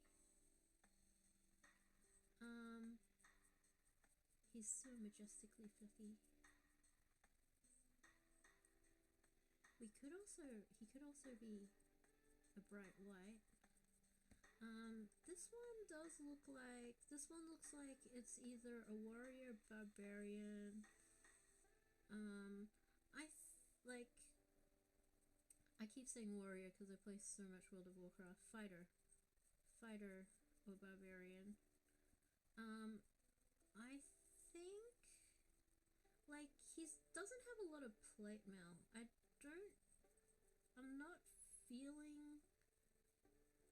feeling paladin or cleric. He might be cleric. I'm not feeling paladin though, because I think paladins tend to have a bit more armor. And I'm not really feeling fighter because again, fighters also tend to have more metal-based armor, more plate mail. I'm thinking either white or gray as the fur because the blue is giving me that. The blue is definitely giving those vibes. But we could go really dark black.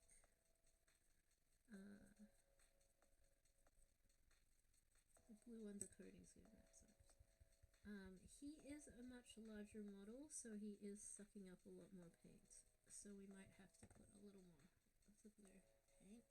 We will give it a good shake, because we learned before it comes out too watery unless you shake it.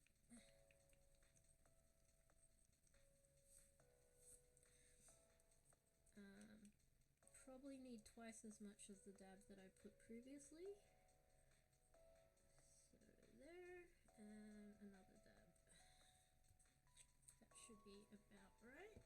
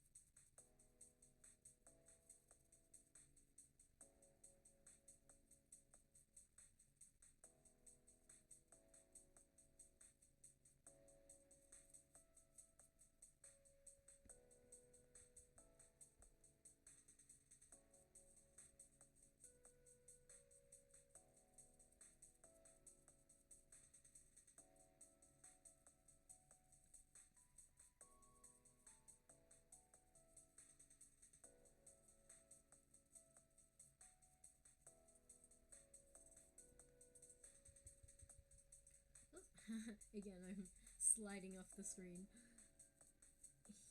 Here we go. Paint, paint, paint. This blue is coming on a little bit thicker than the red. This blue is actually sticking a lot better than the red. I think the red I did add a little bit of water, so that might be why. But yeah, so these acrylic paints, these soft body acrylic paints, don't need any water whatsoever.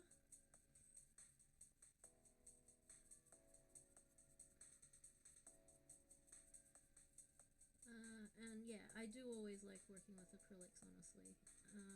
I know there's plenty of like more expensive paints, which I do actually have. I do actually have some of the metallics, but that's the thing. I do prefer, like, particularly with the base coating, to use acrylic, and then using the higher glossier paints that are like that have more like other chemicals, alcohols, and oils and so forth to make them, like, you know, have thicker coverage as well as glossier finishes.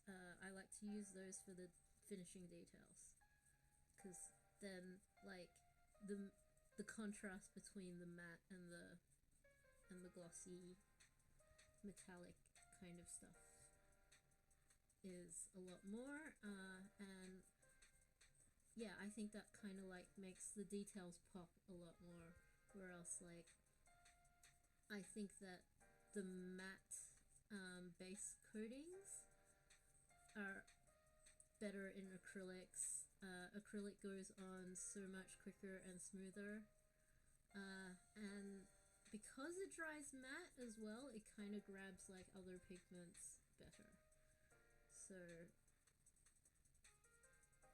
I think optimal is like a combination of them, in my humble opinion. But also, if you happen to like the matte look, which, if you're going to do stuff for camera, matte is so much better, because you'll find that glossy stuff will just, you'll get like a lot of what we call in the lighting industry burnout, burn. So that'll be like, you get like really bright shiny spots that are like very distracting, like,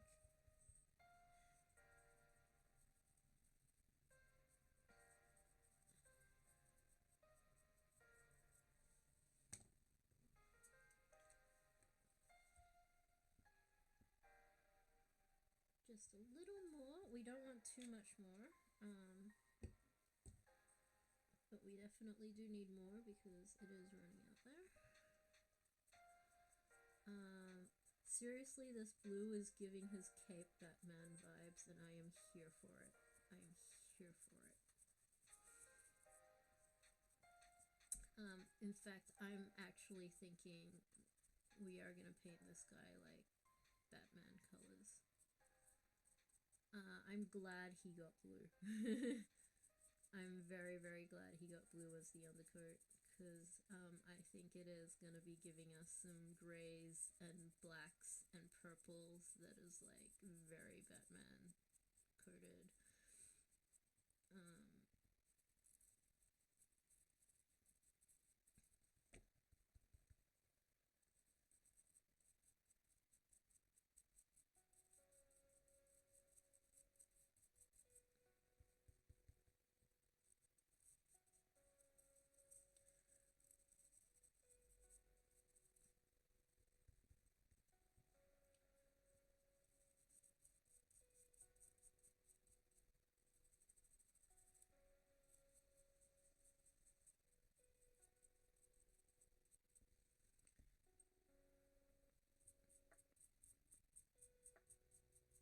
Um, I think it's actually really good to dry brush on this guy as well, because that is giving like a lot of his details, like shading, that will again pop a lot once we get the other layers of paint on him. Ooh, we do need a little more. We do need a little bit more. Tiny dab more. And I am going to load up the smaller brush to really get in there, because his underside has, like, his tail has fluff and everything, so... Again, if you don't know Pluto Minis, again, not sponsored yet, but they said they'll consider it if I get more of you guys, more of your viewers, so it would really help a lot for you guys to watch me, and watch, subscribe, all that good stuff, because certainly I already have like some sponsors that are interested in supporting me once I get more of you guys.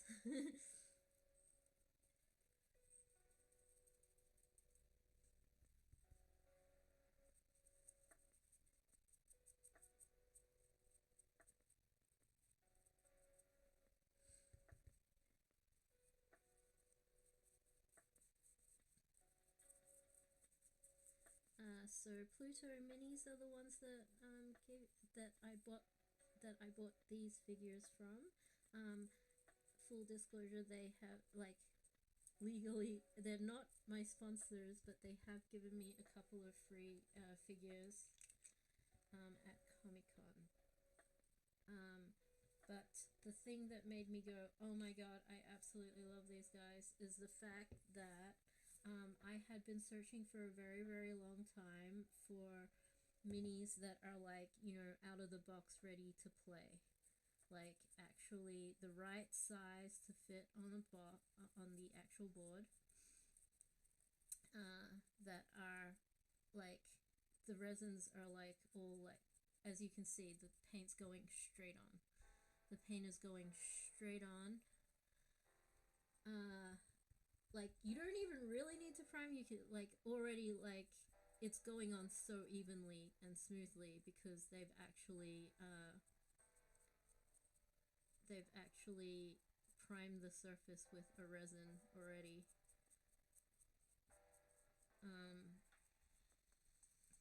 And I'll read out, like, what exactly is written on the box here. Is 3D printed at 35 micron layer height, providing extremely high levels of detail. So true, so much detail on these minis. They're triple machine ultrasonic washed in 100% IPA and professionally cured for an optimal painting surface. It is an optimal painting surface. I'm painting it right now, and I can say that, like, the paints are going on so smooth and evenly. And seriously, before I met these guys, I had been complaining to all my friends of, like, all these problems about minis, that they're too big to fit on the board, and that the paints don't stick properly, that you have to, like, put so many base coats to, like, actually get the colors, like, to come through. But look at this. This is, like, the base coat, and it's already, like, smoothly and evenly, like, brushed on. Like, look how, I don't know if you can see, like, I wish I had a better camera setup for you guys, and a better lighting, but there is, like, and there's so much detail, like, literally so much detail. So, I mean, these guys, they actually play, so they know what we want in our minis. We want this, we want all this detail, and we want it like right out of the box to be easily painted, or like the right size to play. The right size to play is like the important thing. It is soy-based eco-friendly resin as well. Um, for those concerned about the environment and animals and so forth. So this is, yes, soy-based eco-friendly, which makes me super happy because soy is a safe product for me to handle. As those of you who might not know, I'm literally allergic to everything, so having something that's safe and non-toxic is very important to me.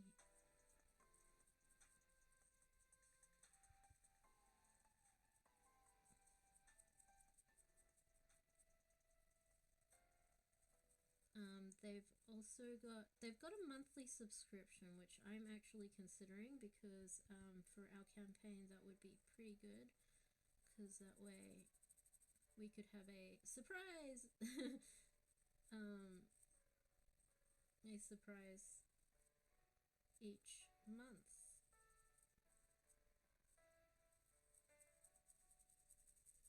I'm gonna get right up in there. I'm gonna paint his butt.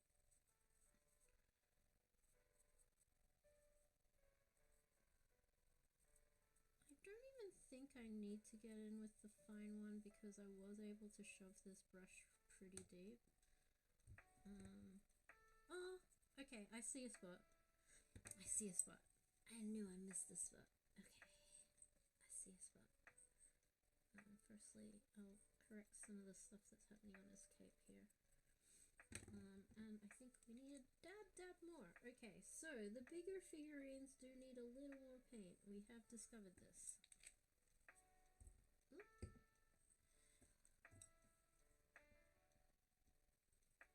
Yeah, we go right in there.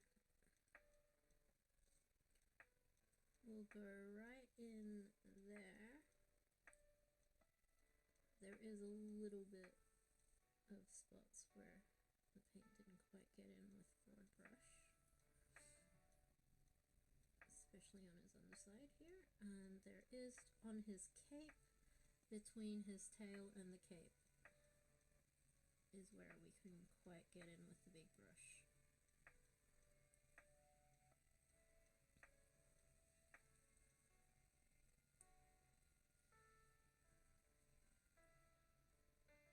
But oh my gosh, he is so giving Batman. I'm loving it. I'm loving it. Batman's like my favorite.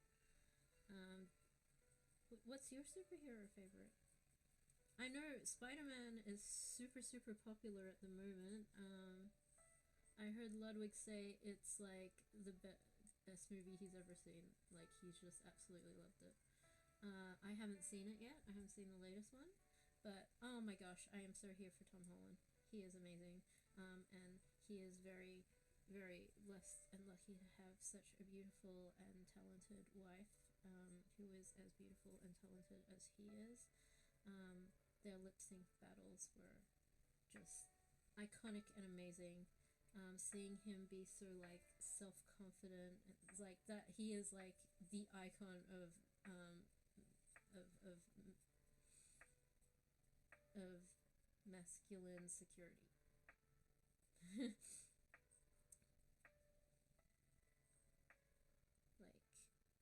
that performance was just so amazing. Secure masculinity. Secure masculinity is the correct phrase. Yeah. So that is base coat in blue. Base coat in blue. And it is coming up a very nice blue. And yeah, it is so giving Batman vibes. I'm loving this so much. Okay, so we got 3 here. So the question is, do I go red, yellow, blue again? Or blue, yellow, red? Or, I am going to pull out some dice again, I think. I think this is a dice decision.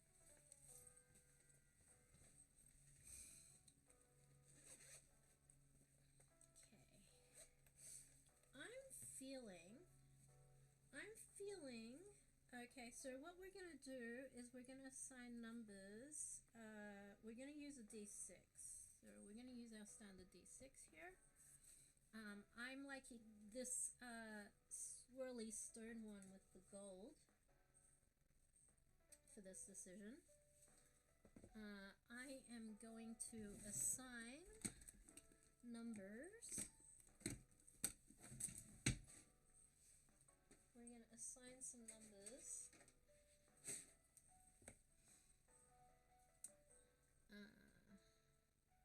We're going to assign some numbers. We're going to assign some numbers.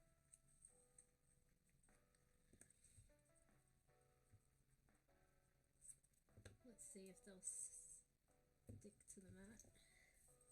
Because like I said, this is a non-stick silicone mat. It's doing its job of like not having stuff stick to it. So I mean, if I suppose, again, I think these were made for kids that if they were like playing with Play-Doh or glue or whatever, the craft mat will protect your table. Which I think it's doing a fantastic job of. It's just kind of annoying that nothing sticks to it when you want it to stick to it. So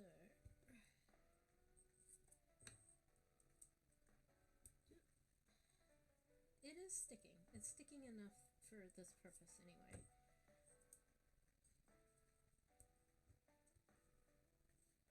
Oh, we lost one of the lights, which I don't think was super important, but we will turn it on again.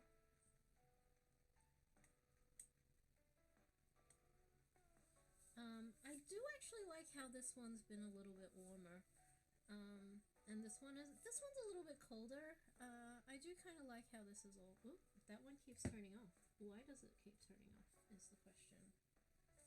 It does feel like it might have heated up a little bit, but I think it's probably more of a power issue.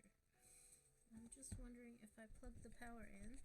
So if I take the power off this, and we put the power on this, let's see if we can get it back. Can it actually run while it's on power? It can. It can run while on power. Okay. I might just need to get power. Yep, that's better. Okay. Now, where were we? Yes.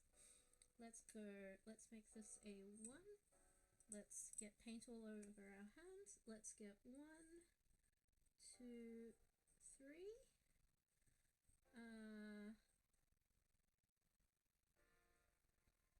I did not think this through. If I'm rolling a d6,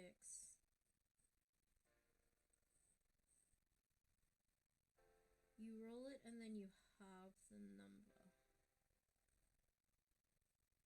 But if you get... hold on.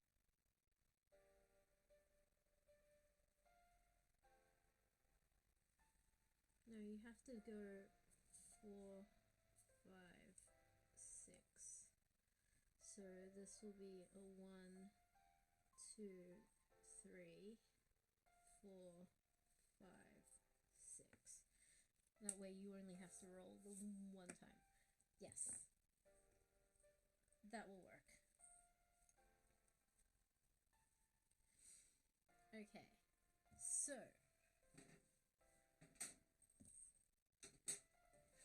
always pack things away, otherwise you'll get like all sorts of things on your desk. I've already got a bit of an issue with things being too much on the side table there. But again, problem for another day.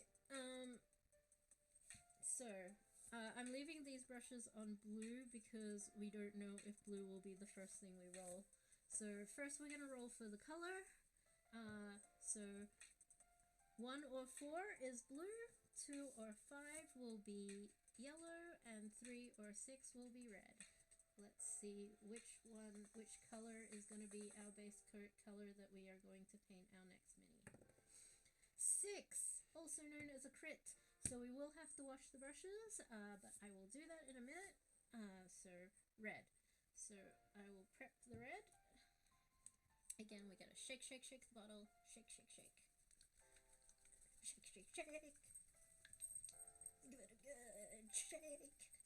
I do kind of feel like the red might be more watery. Might be. It does actually feel watery. We'll give it a good solid dab. I think that will be more than enough for whichever mini we end up painting. Okay, now, the mini that's going to be base coated red. 1. Okay, so 1 is this rogue fella. That's interesting. I was kind of thinking he would be really cool in like some greens and browns.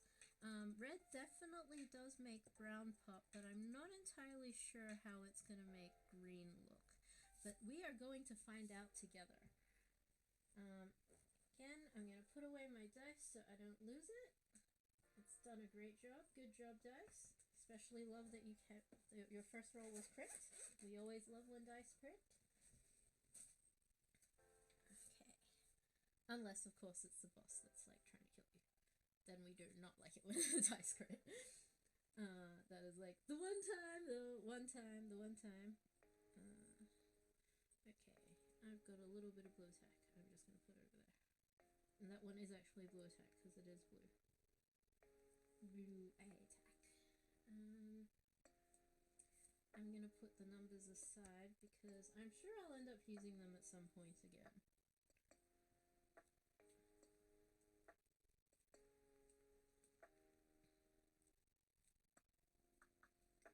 Although, we'll be down to 2.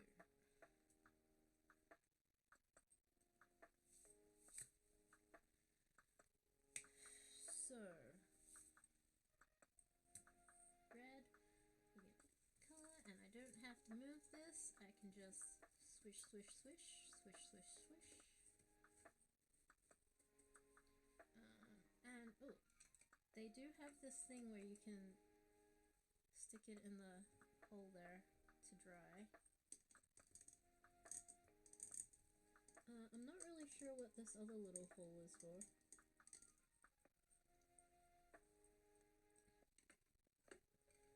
Okay, drain that. Okay, give it another swish, swish, swish. Swish, swish, swish. Yeah. Again, I'm surprised at what a great job this hard plastic is doing. And it does not appear to be damaging these brushes. These brushes are pretty sturdy though. I'm not losing any bristles, so this is working out quite well so far. I am getting a little bit of color banding in the back of these bristles.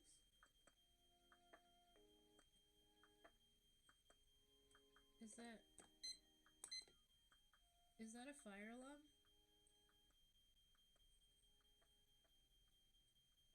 I'm gonna go investigate, chat. I think my parents just set the house on fire. I will be right back. I'll go check what that is.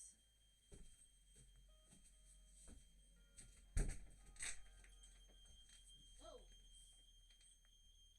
Mom, Dad!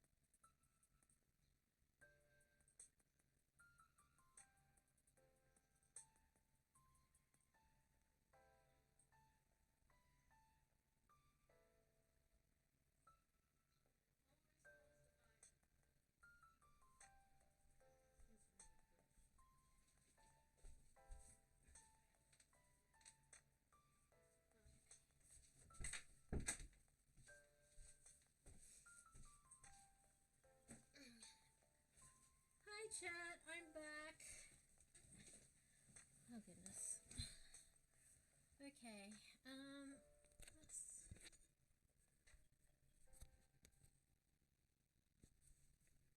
Hi chat.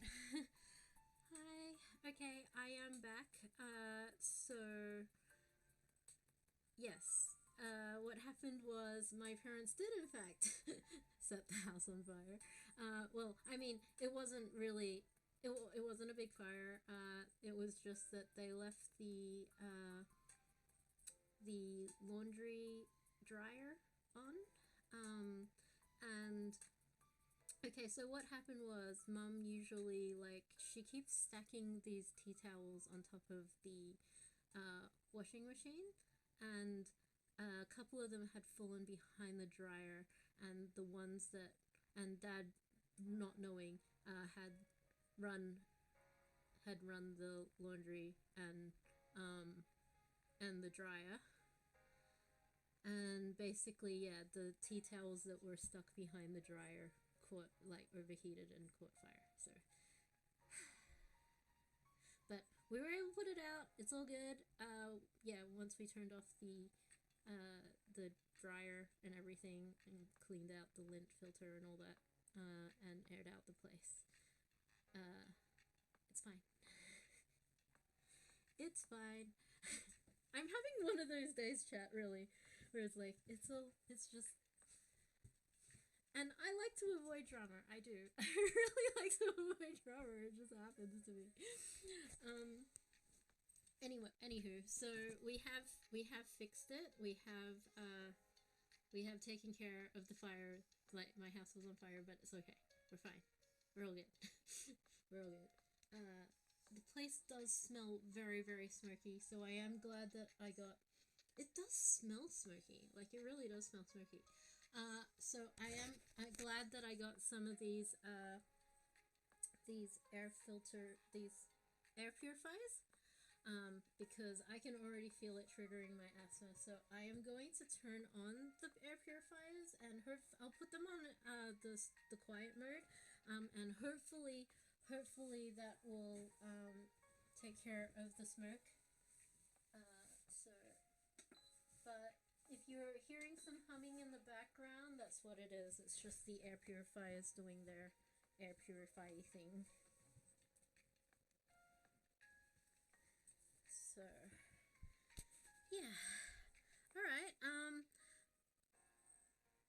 yeah, there's another, like, 40-50 minutes left of this stream, so maybe we will get the other figures base coated. And I hope that audio has... I hope the audio has been better, and the visual should be better, because the camera I'm using is actually my phone camera, which is the way better camera. But I am working on getting a better camera microphone set up, so that's coming. That should be... I should actually have it next week, so hopefully we'll have that by next week. Anyway, back to painting.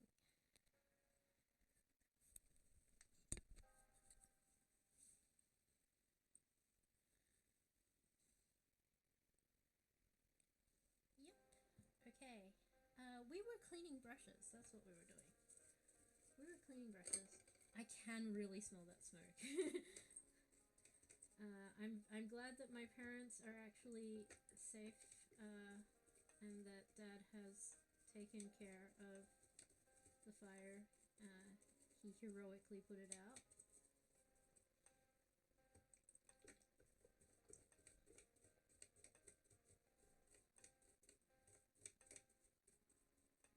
And Mum has promised not to put tea towels on top of the laundry anymore, because obviously it's dangerous if they slide down behind the dryer. And yeah, so perhaps that's a good warning for people. Make sure that your laundry is safely in the hamper and not falling behind the washer and dryer, where it can catch fire and be a problem.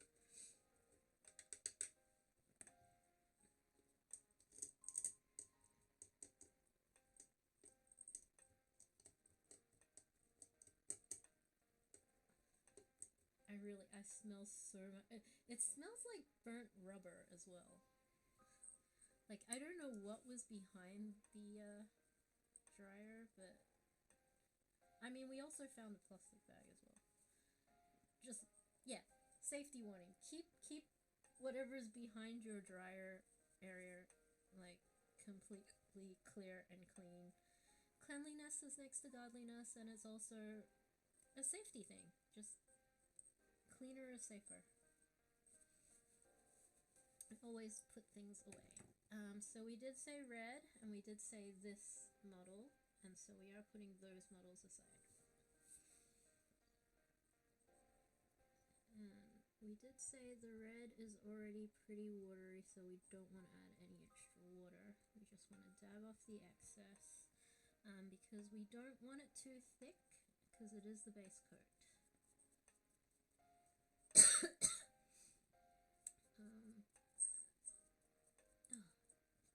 Seriously, that smoke is getting to me. I need to have some tea. Have a nice cup of tea here.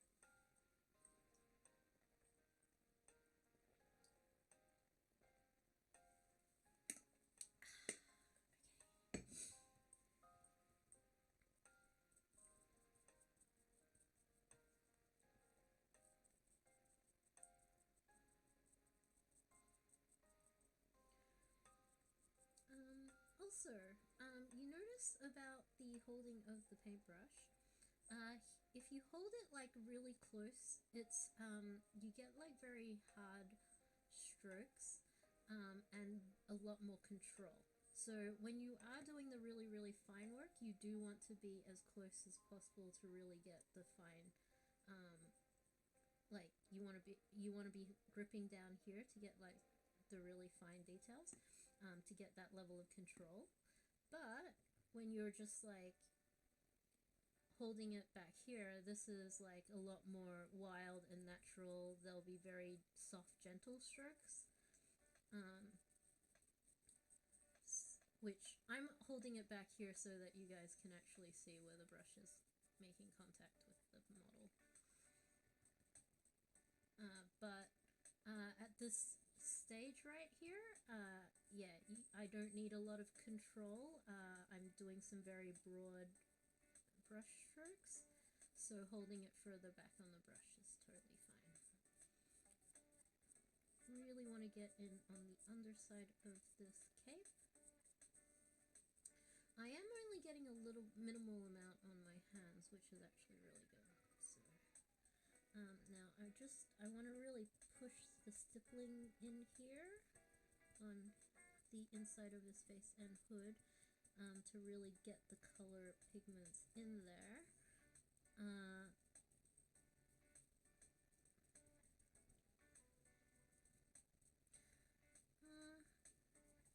thinking the red's making the face look really dark, and I think dark might be really good on this character. I reckon whichever character is blue next, I'll go white, I think. I think the red will come up better, will make black pop, whereas I reckon if I put white on the red, it's gonna come up very pink, which, I mean, Cheshire Cat is from the Disney Alice in Wonderland's like that pink and purple, so it's not out of the realm of possibilities of having a pink purpley cat. So I guess we could have one that's like a pink purpley cat. Well, I guess we'll decide between this one and the first one of whether we want them to be pink and purpley.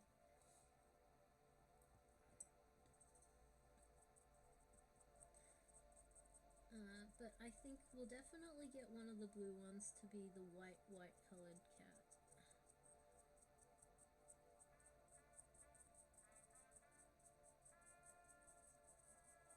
Because a blue base coat will make white really stand out.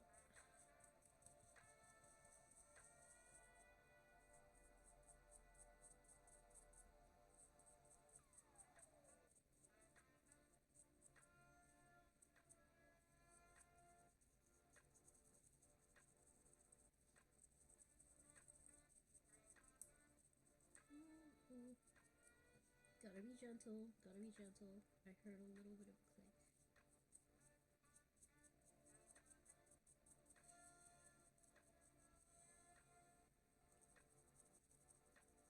I might actually just make this one the pinkish purple one.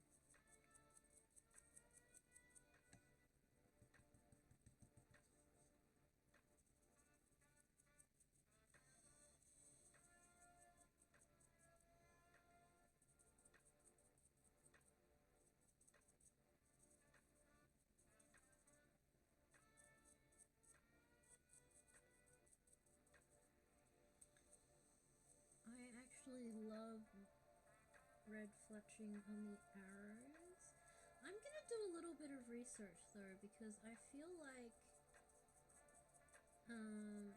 arrow fletching might have some significance of like what color arrows, what teams and stuff that might suggest that they're on.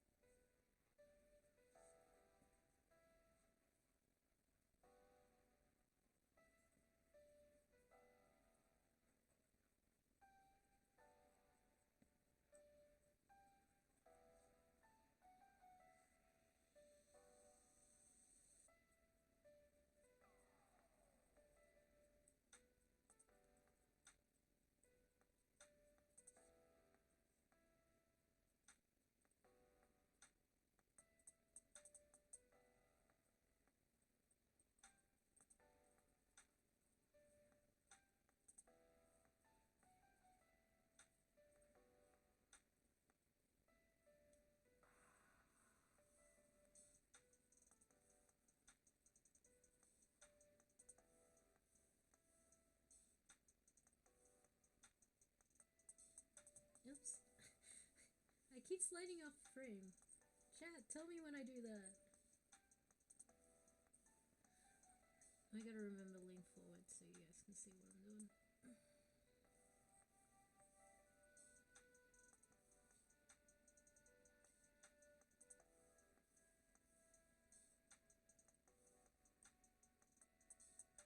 think we probably won't get 2 more done today. Oop! I made a mistake. That's okay. A little bit of brushy will totally fix that. We want brushy. I know I've missed a spot. I literally know I've missed a spot. I'm trying to find the spot that I missed. It'll be right up in there. I'm sure it'll be right up in there. I think I'm gonna have to use the magnifying glass.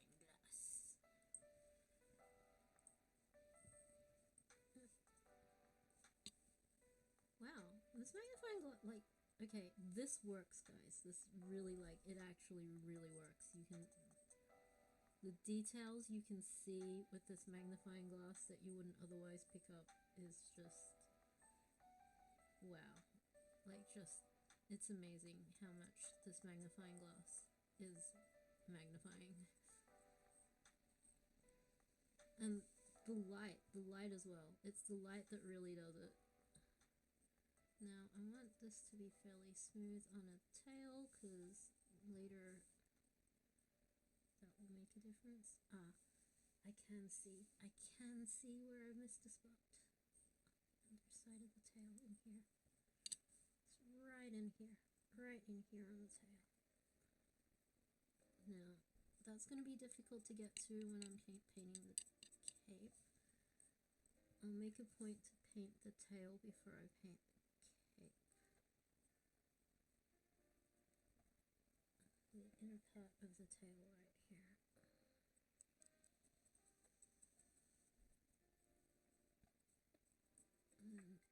Because the cape.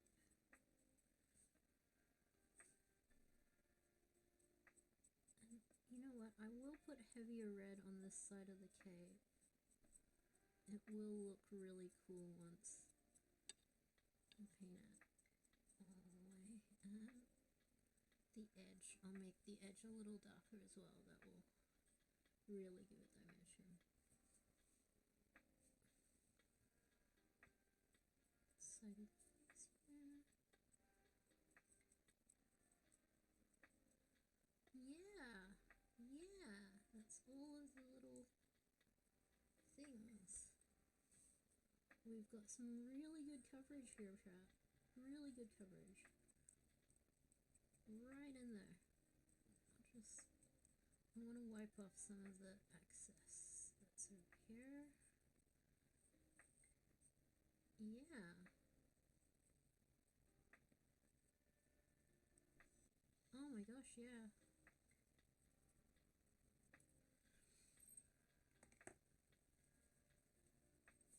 Okay, I'm just going to inspect this one, because while the brushes are red, there's any extra stuff to, like, paint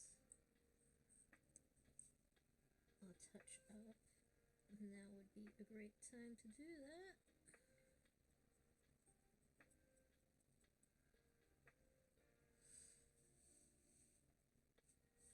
Any spots that need touching up.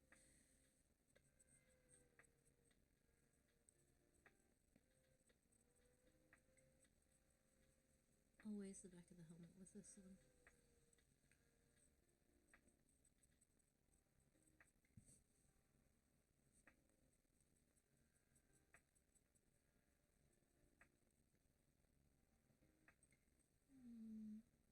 I mean, there's some places this one is a little bit of a sheer color, but honestly, I kind of like where it is sheer mostly.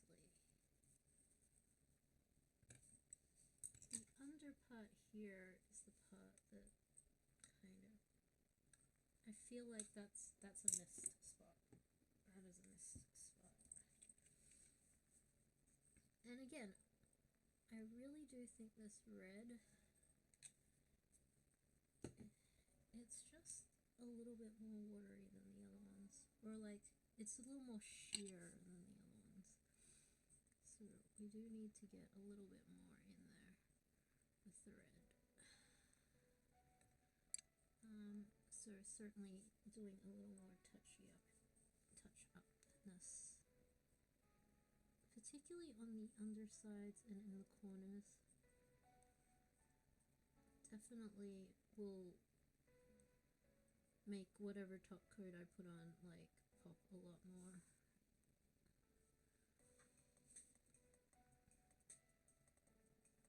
We don't want too much excess though.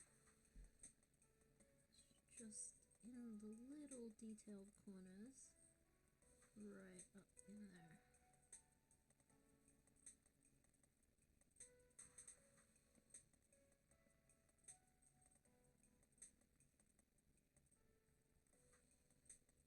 Okay, now I'm gonna wipe off the excess, because there is a lot of excess now.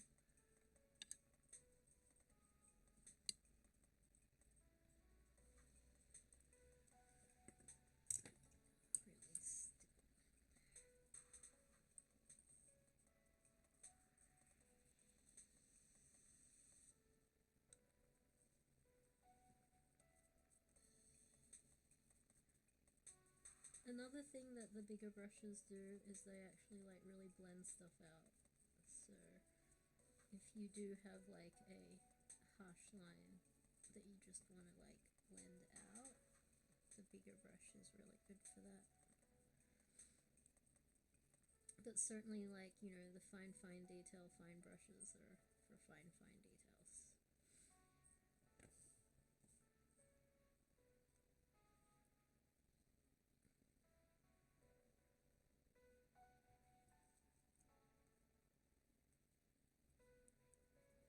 Really get in there.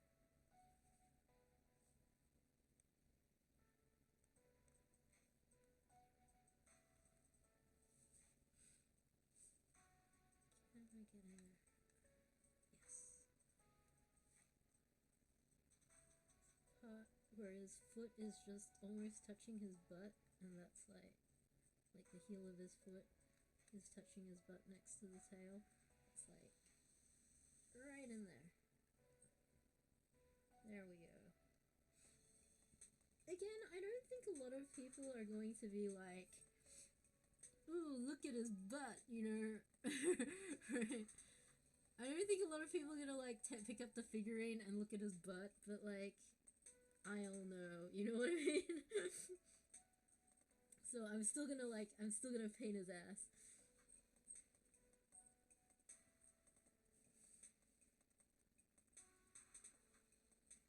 Even if it is a little fiddly to get all the paint up in there.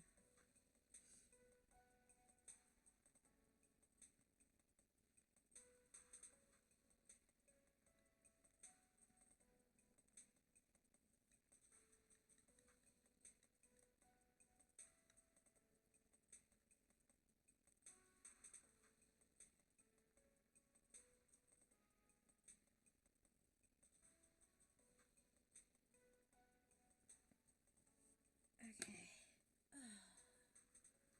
Okay. Whoa. Okay, my back's a little bit sore now. How are we doing for time? I think we have another 15 minutes. I think. Yeah, we got about 15-ish minutes. Which we can bring in the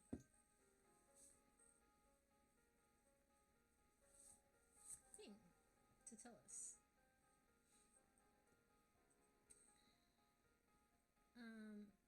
That went really well for this one. That went really, really well.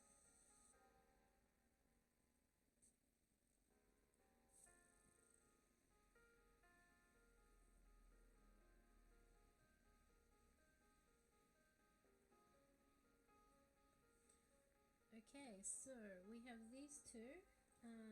We will undercoat them.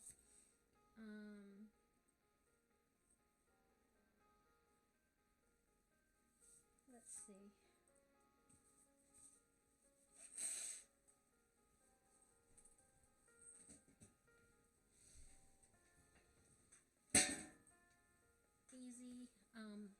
odds, evens. So evens on the right. We will still do a 1d6 for the colors. Blue, yellow. So there's a possibility that we'll have more red ones, which I think is good. Actually no, let's just go odds, evens, odds, actually, let's properly go odds, evens. So we'll go odds, evens.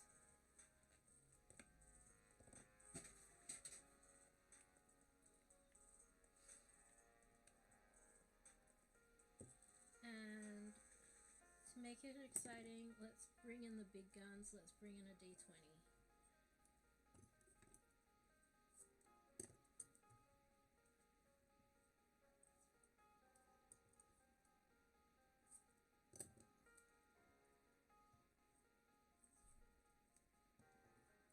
Let's bring in the iconic favorite, the d20.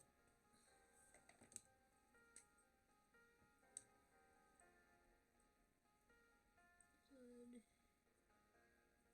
Even.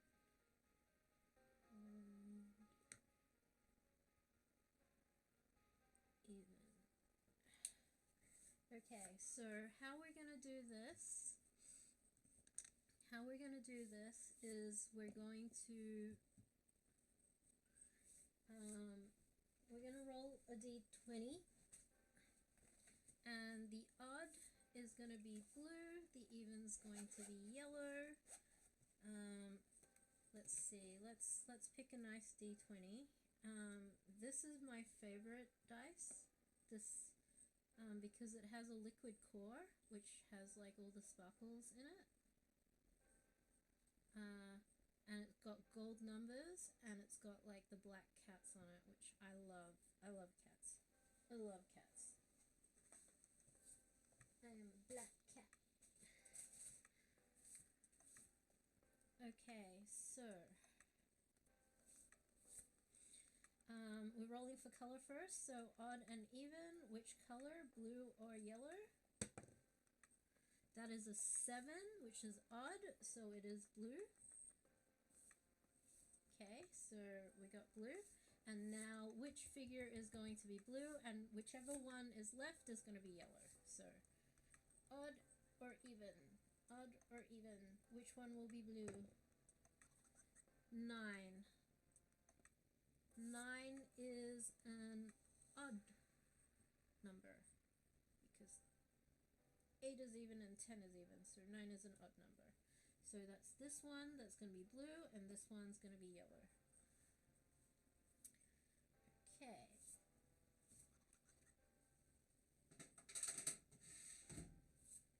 I will put my dice away so I don't lose it. Really want to make sure I don't lose it because it is, like I said, my favorite dice. My favorite one. Again, I hope to get some better camera equipment, and then you guys can see things more clearly, particularly small things like the paintings. So since we're definitely not using any more red, I don't know why I refilled the red, but see how the water is kind of turning into like a shark attack right now. Red. We'll clean this up. Make sure we clean the entire work surface too. Press this to get more of the water. Clearly the brushes were very loaded with red, so this fills up with red. Now, that tiny dab of red paint, I'm going to leave that there for now, but I think I'll just wipe it up with a tissue. Because you want to minimize how much paint gets gets poured down the drain. Wherever possible, you want to avoid pouring any paint down the drain. Like, don't be too harsh on yourself. If you, like, you know, have dirty water and you just want to pour out the dirty water, go ahead and do that. But, like, I mean, if you're going to be doing this a lot, you don't want to keep doing that because you'll end up getting clogged drains rather quickly. Because the paint does kind of get stuck to the pipes, the insides of the pipes, and clog up. So you want to avoid as much as possible getting paint down the drain, even a little bit. You want to try to avoid it, because like it adds up. It adds up over time, you know. I'm just gonna wipe this down here. I'm actually gonna get some of the water and just clean up the mat because we don't want any of the red getting in the other colors.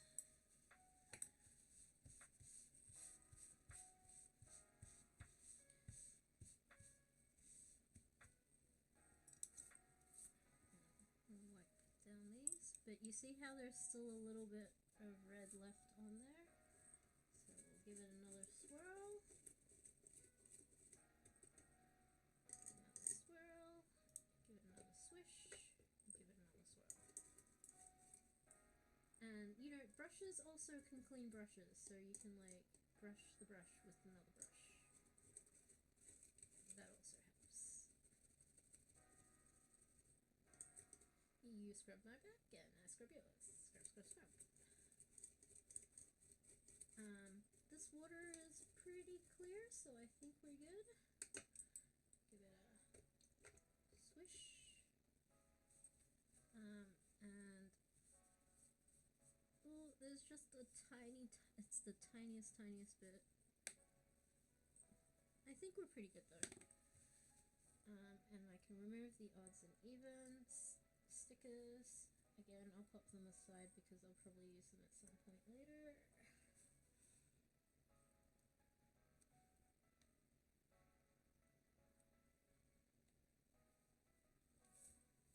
Okay. So we will go with yellow first. Shake. It's looking like I might go a little bit over. Oh no, I reckon. Alright, we'll just do yellow.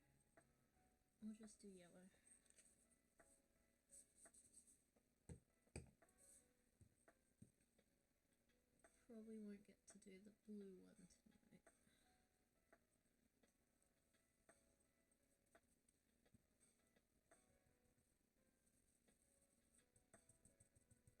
I'm gonna, again, stipple for,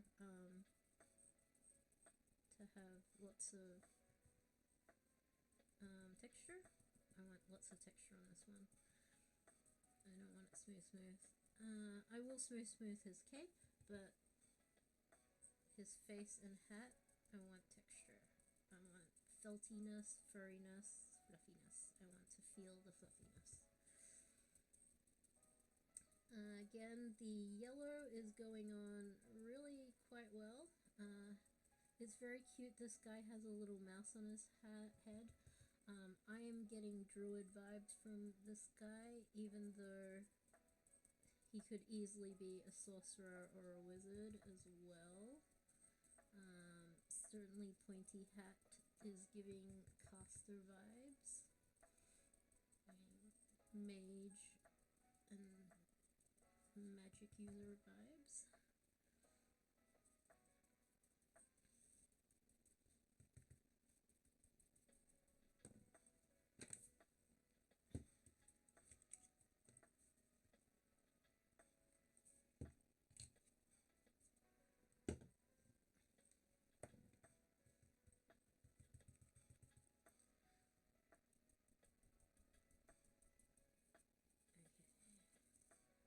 Swish the medallion. I think we'll try to get a little bit smoother on the medallion.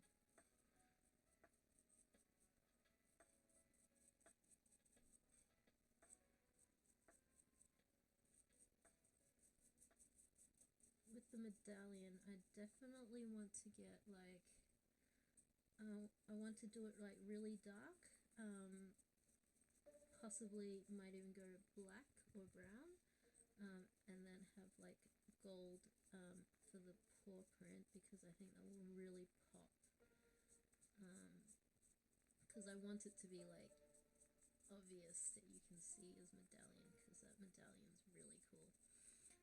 Also, like his staff with the moon, that's really cool too. This guy is definitely going to get the gold trim treatment. Okay.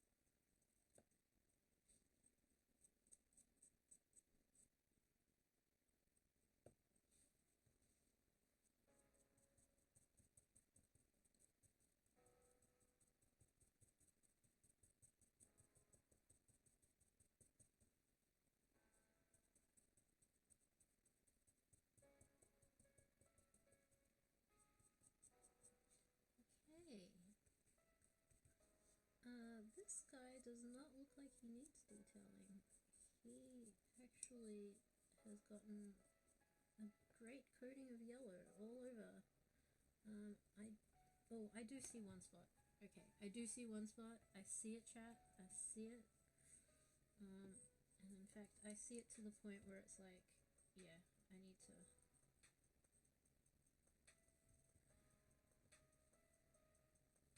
It's like right there on his hand where he's grabbing the stuff. It's like right in there. He got a little bit of red on his hat. Where did that red even come from? Okay. Yep. Yep, he is successfully base coated. Beautiful. Do we have time? No, we don't. We just ran out of time. Honestly, I don't really have to be... I could do another 15 minutes. I don't think my computer will struggle too hard with that. But I will very quickly wash the brushes. It's because I really just want to... I want to base coat all these guys. And that way, next session, I can start doing some more details on them.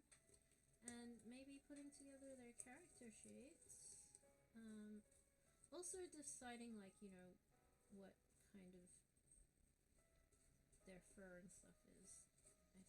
I think that's an important thing to figure out what color their fur is.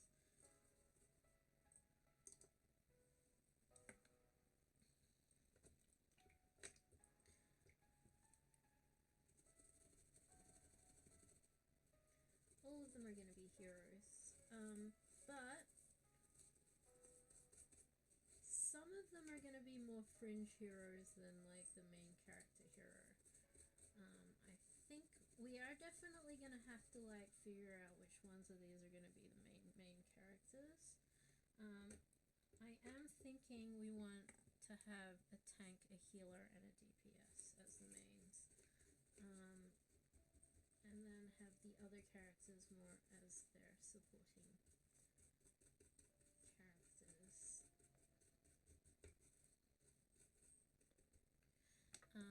I'm actually thinking the anime trope where you got like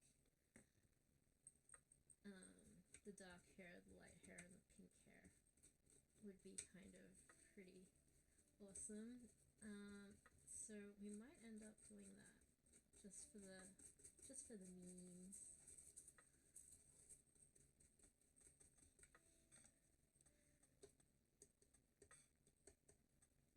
Like, there's always like the serious one and the main guy, the serious girl, and the pink hair.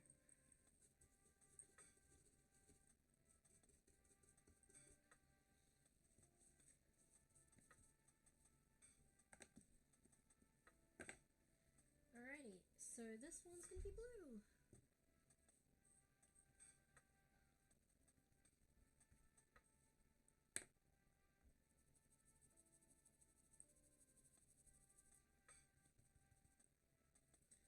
Now, I ended up getting the black and the white paint out here and not using either of them.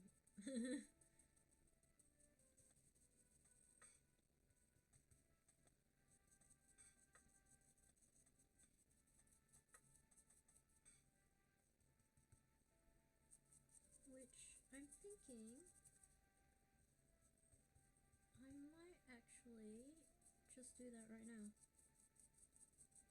Because the other blue guy has probably dried.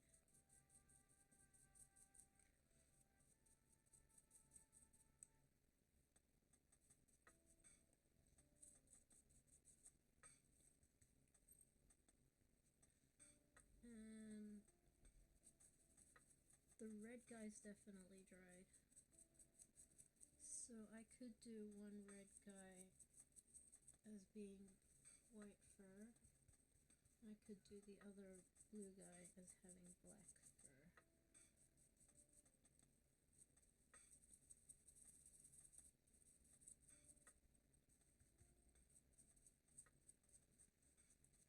Because this blue guy, as you can see, has already been base coated really quickly. He was actually super easy to paint comparatively to the other guys. Which, I mean, I think might be like my technique has slightly improved over the course of even just this session of painting. My confidence has improved. I did learn not to water down the paints. I did learn how to, like, you know, blend stuff in and get right in the cracks there. Plus, this guy, although he does still have, like, plenty of detail, he doesn't have anything that's like a really nook or cranny where you really need to go in with the detail. So he's actually done. He might need another coat though, so that might be a later thing. I am thinking I want this cat to be the white colored one and this one to be the black colored one. So I'm gonna give these brushes a quick swish. Another swish. Give this one a swish. This one a swish.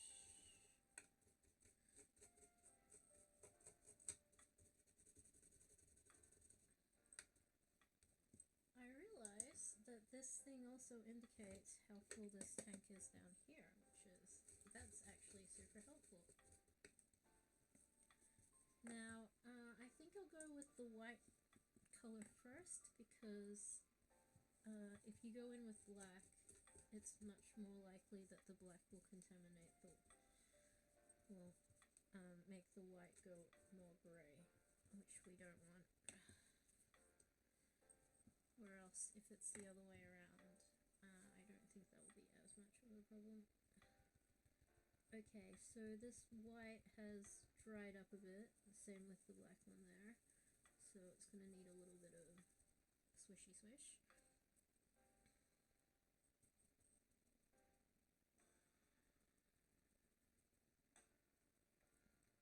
Really just want to get on the face. And doing the stippling does make her face look super furry, which is great. That is actually what we want.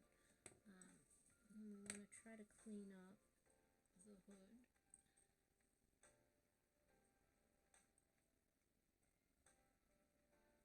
Because we don't want the hood to be her fur.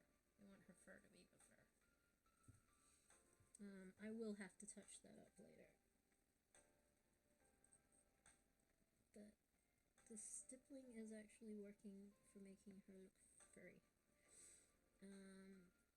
Now her feet, I am gonna a little bit. She is wearing, I've decided this is a she. This is definitely a she. She is wearing some wraps on the feet, but her paws are still sticking through.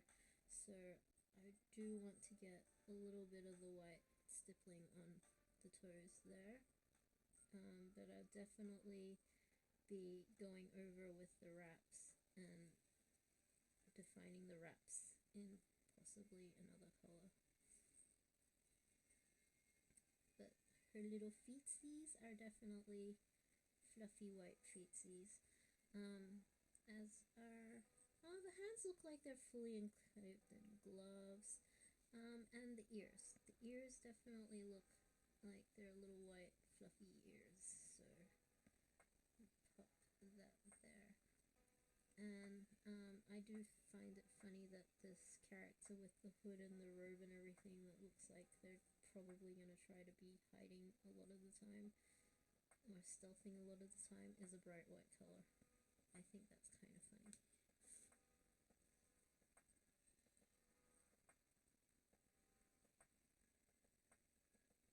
Here we go.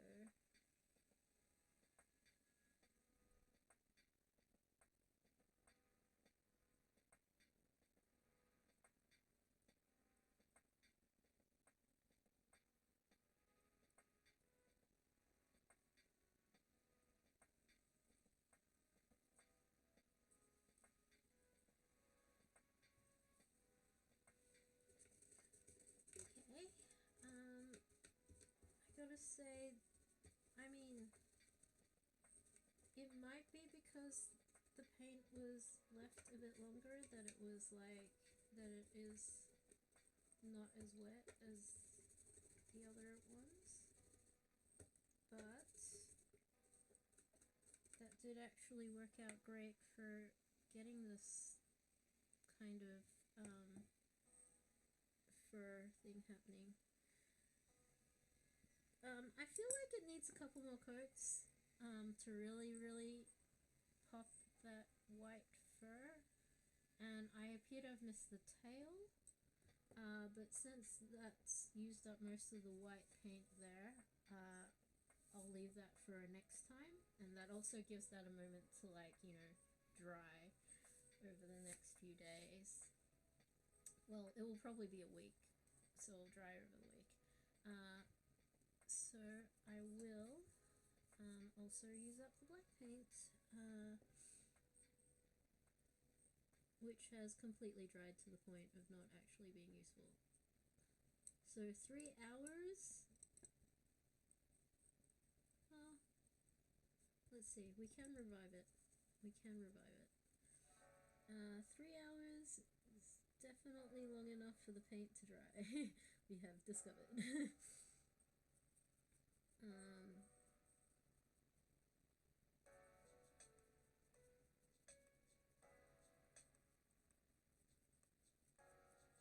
Him being a black kitty, I kind of like this.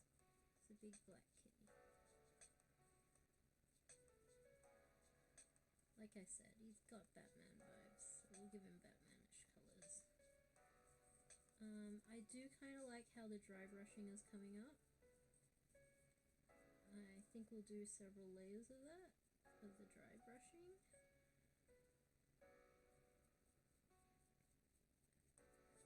Because that is actually giving him that nice, thick, shiny fur kind of look.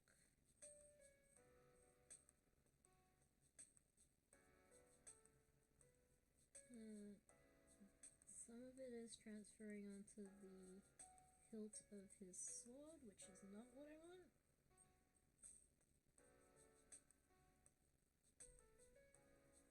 So I just gotta be careful about that. And again, I've wandered off the screen.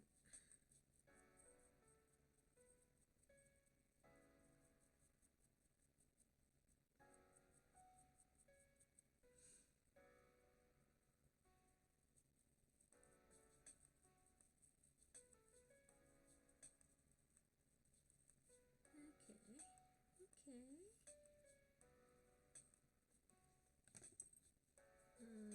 Again, I think this is an extreme kind of thing. We've already gone quite a bit over time. So yeah. Thanks for joining me, chat. I really appreciate every single one of you that watches me, be it live or be it on YouTube, on VODs. Yeah, I really do enjoy doing this painting stuff, and I'm glad that we've kind of got a setup that kind of works at the moment. I am aware of some technical issues with audio, as well as just quality of camera, which I have received that feedback. I hear that feedback. I acknowledge it. Thank you for anyone that did point that out to me.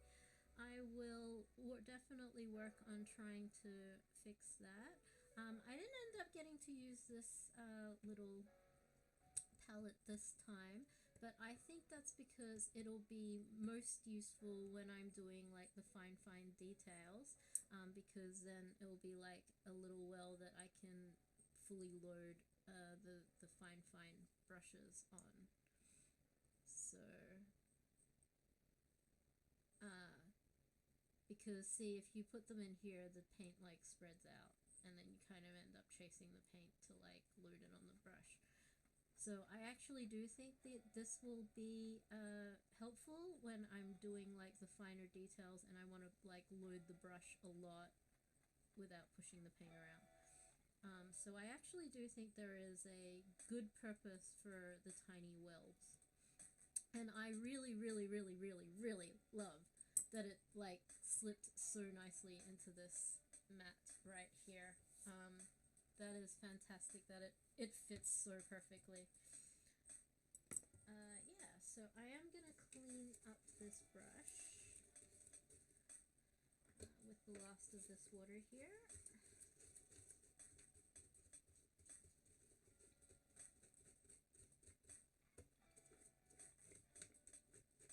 I am very pleased with this water well.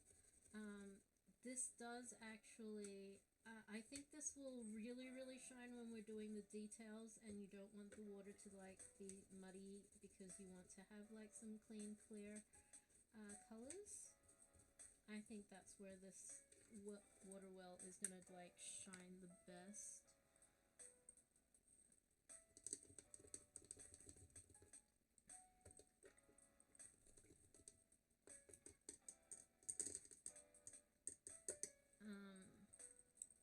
And for when I'm blending colors, this other little well I think will actually still have its purpose, that like when we are mixing colors, like trying to blend them out and slowly ombre them.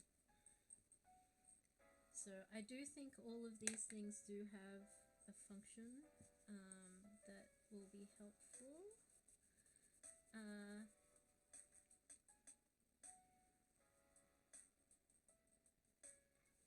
So I'm really quite happy with like the purchases that I made to set up, and I think this is a good foundation for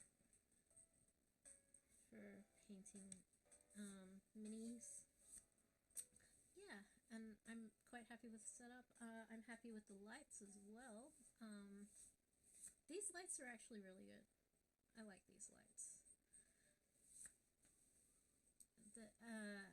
And they give good control over like how hot, cold, and how bright. And I am super impressed with this right here. I know, unfortunately, the camera can't really pick up on it, but definitely when I look at it, when I look at the detail, I can go, oh my gosh, I can see so much of the detail. I can see exactly like any spots I've missed. I can see exactly where it's like, oh, that needs a little more paint. Like I can see like right here, there's a little spot that could use a bit more. Definitely there's little spots under there as well that I cannot see with the naked eye. With the naked eye, I can't see it. But this, and particularly because it's got the ring light, if you're like serious about actually painting minis, I highly recommend getting this. This makes this makes a difference. This is great, and this will be even better when I start doing like really detailed work. Yeah, super happy with this. Okay, yeah, so thank you chat for watching. I hope you found it to be entertaining, as well as, I mean, I find it relaxing. That's kind of why I'm attracted to like doing this, and I do want to generally create a chill environment to enjoy all things Dungeons and Dragons. Particularly the minis. I do love the minis. And I do think it was just absolute fate that I ran into the Pluto Minis people at Comic-Con. Just when I was thinking what content could I present to you guys. So, yeah. Thank you. I'll hop you off the stand so that I can actually have a look at you, chat. Hello, and goodbye. See you later. Thanks for dropping by. Yeah. Have a great rest of the week. I will hopefully see you on Friday when I do more of the Magic the Gathering card type things. I might also run a stream on Wednesday. Okay, I'm getting called away. See you guys. Bye.